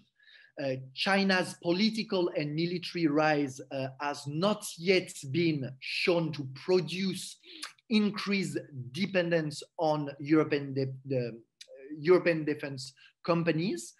And the difference in the internationalization on the American territory and on the European continent is less of degree than of nature. It's what Lucy and I call the 3 territories of internationalization of and for the European defense industry. And we also conclude, and I really finish by that, these results nuance the argument that strategic autonomy is an illusion, to quote Hugo Meyer and his colleagues, due to a strategic cacophony between European states and the lack of their budgetary and military resources. Our analysis of the defense industry reveals rather, if I can say, a cluster of companies that first internationalized in Europe. Group 2 on the figure on the screen, de facto holding significant autonomy in their operations vis-à-vis the US, and leading to the emergence of a European technological and defense industrial base. This cluster differs from companies headquartered in Britain that choose to turn primarily to the US to develop their business. Finally, this result points to a paradox vis-à-vis those who defend the opening of the European Defense Fund, the EDF, to British companies. In light of these results presented here, such an opening seems hardly compatible with the threatening of the European defense industrial base and the, this idea of European strategic autonomy in the industrial sector due to the fact that British companies are strongly oriented toward the US more than towards Europe. I'm going to stop here, and thanks again for your attention. Thank you, Sam. That's a very, very important topic, and it also it segues nicely into Dylan's presentation, because this question of dependence and technological dependence and who buys what products from whom is extremely important in today's world, and extremely relevant I know to Dylan's research on Huawei, because Huawei is sort of the poster child for this in many ways of countries, especially the United States, being concerned when countries use Huawei for various products. So let me introduce Dylan. Dylan Spence, who's a fourth-year student, university student majoring in political science. He expects to graduate in December of 2021. So we hope that goes according to plan. Recently completed his undergraduate thesis, which was titled "The Rise of Huawei: How Techno-Nationalism is Shaping Our World." Wonderful title, fascinating topic. And today he'll be addressing the issue of how Canada and Huawei, as he developed it in his thesis. Professor Hagland, his co-author, will be adding to that chapter later, as I understand it. So we'll get Dylan's perspectives on Canada and Huawei now. Please, Dylan, the floor is yours. Hi, everyone. Thank you for being here today. So yeah, as Andrew mentioned, my most recent work is titled "The Rise of Huawei: How Techno-Nationalism is Shaping Our World." So basically the purpose of my discussion today is to just present the argument as I've developed it in my thesis. Surely, as it's better for me to stick to what I know, this presentation will not entirely reflect what the chapter will be. But anyways, so basically the aims of my research is to contribute to the ever-growing discussion of geoeconomics, particularly how techno-nationalism combined with the effective use of techniques of geoeconomics, economic statecraft, and tradecraft can contribute to a rising powers, i.e. China's ability to achieve and eventually surpass power parity with the dominant nation state, which is the US in the current liberal international order, or at least it was prior to Trump's presidency. Hopefully, Biden can gain back some of that prominence. So I have a particular focus on the information and communications technologies, specifically with 5G and Huawei. So I wanted to start off with just a couple definitions. So like geoeconomics is defined as the use of economic instruments to promote and defend national interests and to produce beneficial geopolitical results, and the effects of other nations' economic actions on a country's geopolitical goals. Techno-nationalism is the practice of asserting national strength through technological supremacy and investment in the industries of the future, and tradecraft is defined as the techniques and procedures of espionage. So just to begin, humanity right now, we're currently in the middle of a paradigm shift just with regards to our telecommunications technology. So 5G telecommunications is on track to transforming the global ecosystem through the Internet of Things. 5G is going to be the nervous system of the 21st century economy is run on, and whichever nation ends up dominating the science and technology research and development and the deployment eventually of these next generation technologies will have a huge advancement and a huge advantage in military modernization and future economic growth. So basically, techno-nationalism currently is returning with a new burst of energy. This phenomenon is evident through the actions of governments, in particular China, investing heavily in the industries of the future, which allows them to exert the strength of their nation through technological supremacy. Through the example of Huawei is what I focused on in my thesis. So in the midst of the fourth industrial revolution, which we're currently in, where 5G is going to be the central nervous system of the 21st century economy, techno-nationalism plays an important role in helping to understand why nations interested in winning the future make the decisions that they do in terms of geoeconomics. In recent years, the CCP has been increasingly straightforward about its intentions of gaining technological supremacy globally. Xi Jinping even referred to science and technology as a national weapon that is required for China to be strong. These actions taken by the CCP have shown, in addition to various other ones that I discuss in my chapter, have shown that they are committed to the notion that it is vital for nations to preserve and enhance their national high technology firms as they view it as a national security interest. So Canada currently, just as a middle power, we are currently, we have the longest relationship with a country for non-militarized border in the world.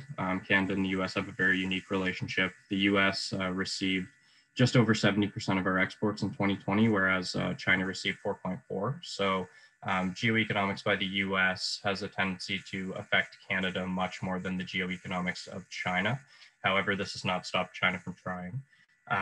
They understand that we have a deeply interconnected nature with the US, and therefore they view Canada as beneficial to their aims, especially in 5G technology. Canada remains the only country in the Five Eyes Security Alliance to not ban or restrict the use of Huawei equipment. And Canada, I think, anyways, this is a point that I make in my thesis, I think that this is particularly because Canada seeks to gain back the reputation for technological prominence that was once held by Nortel. Maybe that's why they allow for Huawei to continue to operate in Canada. So Canada's current relationship with Huawei. Canada receives right now a greater share of Chinese investment in technology than other countries do. Canada's one-way contribution to intellectual labor due to the research partnerships that we have with the Chinese companies. Canadian researchers are required to transfer intellectual property to these Chinese companies such as Huawei if discoveries are made by Canadians, whereas the reverse is not true. So if Chinese companies like Huawei, if they make discoveries, they are not required to transfer the intellectual property to us. So it's very one-sided because even though Canadian talent, innovation, and research contributes significantly to the creation of this technology, what ends up happening is we end up paying top dollar for the exact same technology because of these agreements. Hopefully, with President Biden coming in and the Next Generation Alliance, the Next G Alliance being formed in October 2020, this will do what they purport to do, and it will bring back North America as a global leader in the next generation technologies. However, the effects of this alliance remain to be seen. So despite being embroiled in controversy surrounding economics, cybersecurity, and national security, Huawei continues to attract, distribute, and reciprocate investment globally and in Canada. This firm boasts 123 research and development labs and 525 research partnerships. Despite the 2018 Canadian government recognition of the intelligence threat that Huawei poses, Ottawa continues to give funding to Huawei to partner with Canadian universities, as this was publicly announced in 2019 and 2021. The FIPA agreement that we signed also under Harper allows Chinese corporations to directly sue the Canadian government for measures that are interfering with its profits. So even though Canadian telecommunications companies such as TELUS and Bell, cannot dig or lay 5G infrastructure in some areas due to environmental concerns for 31 years from 2014. Huawei can sue Canada over those same regulations and potentially win because they interfere with their profits. So this is obviously damaging to our technology champions at home at the expense of a rising power.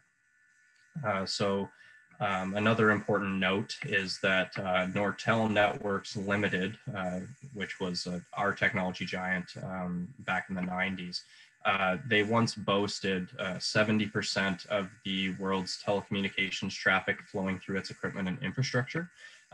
In the late 1990s, CISA actually started to detect cyber espionage, and they warned Nortel about the cyber espionage as well as industrial espionage going on from Chinese corporations, particularly Huawei. And this went ignored by the Nortel executives. And basically what ended up happening is the advanced persistent threats, the APT cyber attacks, occurred for over a decade, which allowed Chinese state actors to gain complete control of Nortel's internal R&D reports, business plans, emails, and technical data. So Huawei basically began to breach Nortel's patents. They developed copies of pretty much everything, right even down to the instruction manuals, which is something that I cite further and go into further detail in my thesis. But so basically, a short timeline here. 2007, Harper signed a science and technology cooperation agreement with China. 2008, Huawei sets up shop in Canada. 2009, Nortel goes bankrupt, mainly because of the APT cyber attack that was occurring. It devalued Nortel's patents, and they couldn't compete with the prices that Huawei was selling their same products for. They were lowering the prices significantly, and this allowed them to gain contracts with our national champions at home for supplying the technology, such as Bell and TELUS. And then in 2010, Huawei actually ended up recruiting entire teams of ex-Nortel employees, including 25G research scientists who were working to set up the next generation of communications technology in Canada. And so now, basically the situation that Canada's in is that we do remain a global leader in ICT development. However, this is because of foreign companies and their investment due to the loss of our national champion through the tradecraft of the CCP. Huawei continues investment in Canada. I believe this is primarily because of the steady pipeline of intellectual property provided to Huawei through the Canadian universities, through our governments, and our telecommunications companies through various projects that we cooperate with them on. The Huawei CFO arrest was a very big thing in the news. It did result in the economic retaliation on our canola industry. But as I had mentioned earlier, the economics, geoeconomics put on to us by the US are definitely a lot more intense than the nature of China's. However, they did find a place to hit us at home. They ended up cutting off 40% of our national canola export following the arrest of the CFO. And then they also detained the two Michaels, and they executed a few Canadians on trumped up drug charges, or sorry, they didn't execute them. They put them on death row. My apologies. So this begs the question why we continue to do business with a partner who continues to use aggressive and economic political levers to punish Canada for not obeying it. Maybe it's because we're powerless to it. I don't believe this is the case, though. I think that Trudeau and Biden have started to forage a much better relationship than the one that Trudeau and Trump had. Or maybe it's because of the influence that they have over our political, academic, and economic institutions.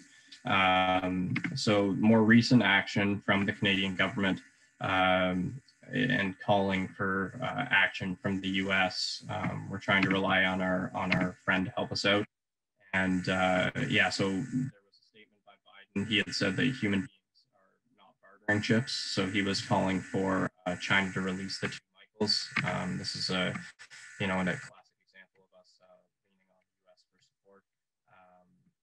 However, basically China responded by making a similar claim, saying Huawei CFO is a bartering chip that the US is using in order to get their way, so that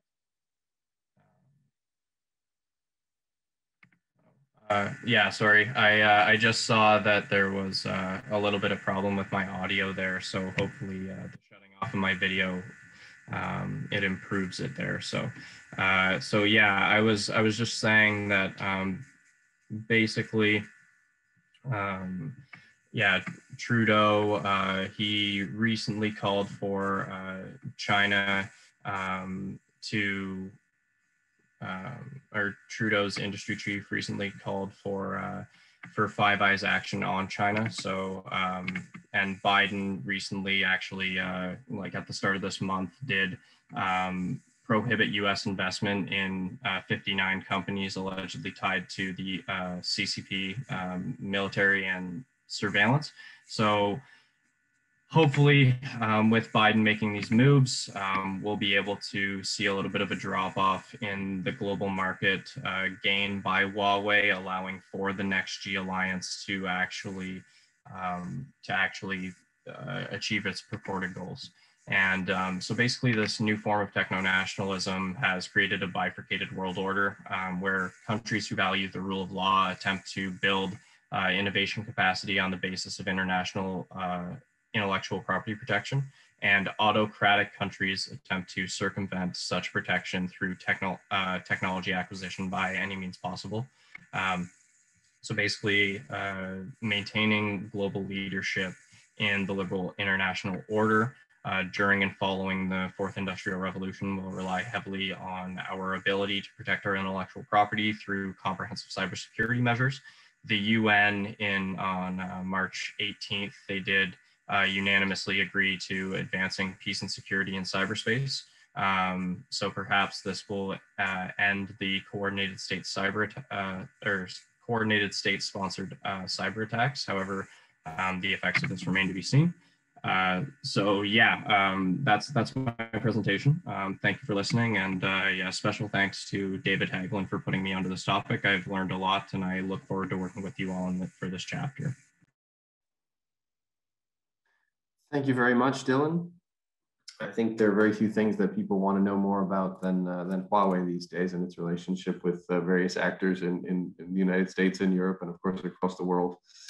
So with that, over to Hugo. Please go ahead. Okay. Good afternoon, everyone. Can you hear me? Yes, we got you. Yes. Okay. Well, thanks a lot for the invitation. It's a great pleasure to be here. And I'm very happy to have the opportunity to comment on these three papers. I know I have a short time, so I'll be quick. I'll start with Dylan. I think you chose a really interesting angle to look at the US-China great power competition. Looking at 5G, which has major consequences, as you rightly stressed, on technology, well, economically, militarily, but also from an intelligence standpoint, is a really topical and very interesting angle to look at this great power relationship. Essentially, I have one main comment / question for you, because you really discussed a lot of ramifications of this issue. These include the security dimension, the economic dimension, but also the diplomatic one. So it would be interesting, and it would be very interesting in hearing from you, how would you essentially disaggregate all these different factors? For the context, I've been working on a book on the European approach vis-a-vis this question of Huawei, so it's something I'm very interested in.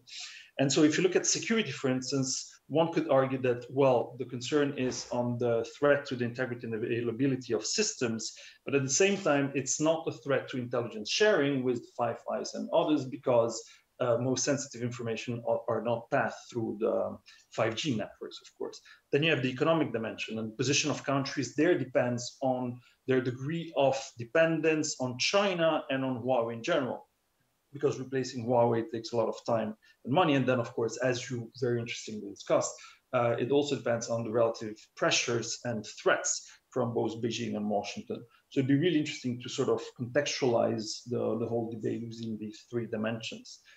Now, on Fabio Cristiano's presentation, you asked about comments on research design, so I'll do comments on research design. my first suggestion would be, well, before presenting your hypothesis, you might want to present a research question, because otherwise we're left wondering, well, these hypotheses are meant to be answers, but answers to what question? So that would be sort of a starting point. And these, again, I'm doing these critiques and constructive criticism with a view of the publications. And so don't get me wrong, this is really meant to give some constructive critiques or comments with the view of publication. You speak of negotiations between the US, China on norms in cyberspace. At the same time, one could argue, and a reviewer could easily argue, but there are no norms in cyberspace. So empirically, to what exactly, what norms are you referring to? Interestingly, the US and China have negotiated bilaterally and multilaterally on a variety of norms since the 1990s, if not before, on the, no, actually before, the non-proliferation norm, the peaceful resolution of disputes in outer space, and there are many others. But specifically to what norms are you referring to? So that would be interesting. And actually from a theoretical angle, you might be interested in the English school approach actually, because they look at hegemony, great power competition, and contestation and negotiation over the norms and the normative content of hegemonic orders. So that seems to be very consistent with what you are discussing. And yes, one quick point is why? You have two hypotheses, facade multilateralism, transatlantic estrangement, but the question we're left wondering is why? I mean, what are the explanatory factors that explain what you, your argument essentially? And the last quick point is, it would be interesting if you could stress a little bit more, what is it that we learned from your findings on the larger US-Europe-China relationship that we didn't know before? So the big so what question, the usual so what question.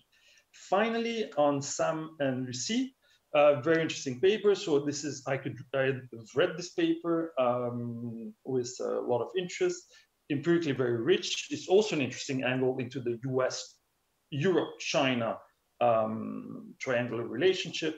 You might actually be interested in a forthcoming paper in security studies by Antonio Calcara and Luis Simon on European defense industry and transatlantic relations. And here too, I mean, these are some constructive critiques, but with a view of the publication. One reviewer, and this is the first comment, one reviewer could say, look, very interesting paper, very robust data, but your findings are quite unsurprising, because you tell us that there is little internationalization of European companies in China. Well, there's an embargo vis-a-vis China, so that's not surprising. There's a lot of internationalization, especially for UK companies in the US. And again, there's a very strong relationship between US and Europe. So what is surprising about your findings? And specifically, what is it that, looking at the defense and technological industrial base, and even more specifically, the degree of internationalization, what does this tell us on the US-Europe-China relationship that we did not know before? The second comment is similar to the one I made to Fabio, which is why. So you describe and discuss what you call the dependent variable. I don't think you can explain, you can escape the independent variables. The question is, why do we see this difference that you so clearly show? And the why question is the key one, but you do not address it. And the final point is just on, of course, a comment you made at the end of your presentation, which is that internationalization and the differentiated degrees of internationalization shed doubt on this question of illusions of autonomy. Of course, I pick you up on that. My reaction to that would be, I'm not sure what you mean by it, because I don't see what the degree of internationalization tells us about strategic autonomy. And this is not explained in the paper, so I'm still intrigued by this question. And also this ignores the question of strategic divergences, differing threat perceptions, etc. And with that, I'm done. And well done in terms of time as well. Do we have a couple of minutes left if anyone would like to respond to Ugo's questions or any of the questions from our attendees? Would any of the panelists like to respond very briefly, since we have a couple of minutes left?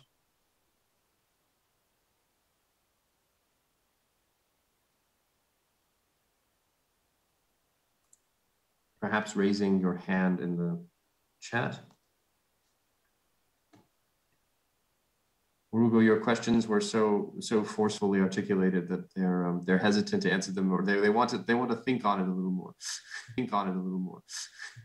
No, I think Fabio's gonna come back. Yeah, I was trying to connect.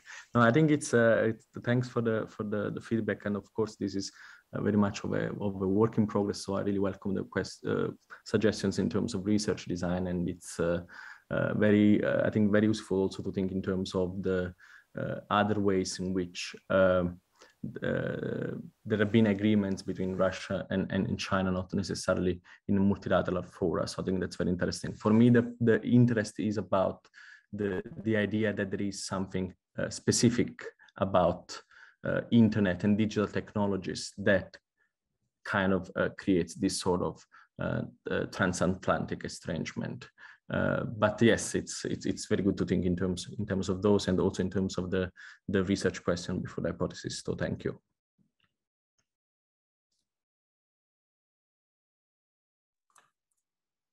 I hope you could hear me because it's so frozen here. Yeah. Okay. Do we have any other responses or final comments? I've probably already spoken too much this afternoon, but just to say a big thanks to Hugo as usual. Your comments are so useful, but just to say that indeed probably the findings I just do agree with you are not really, you know, surprising, but the ambition or the idea or the spirit with Lucy was to say we think that has to go in this direction, but we don't really have the empirical data to argue on this sense. So, but again, I agree that you are not completely you're asking with the why, and you want the drivers, and you want more articulation on that point. And my other comments, but again, we talked a lot about that with Lucy, is your last comment on internationalization and strategic autonomy. We've made a link between internationalization and interdependencies. The more, in a way, the level of internationalization is, the more a country or a continent, a territory is dependent. So basically, you have here the argument that if you have a level of internationalization more important in the US rather than in Europe, our argument is you will be more likely to have a stronger dependence from the European countries and states on the US. I don't know if it's a bit clearer or not, but at least it was the spirit of the idea beyond the data.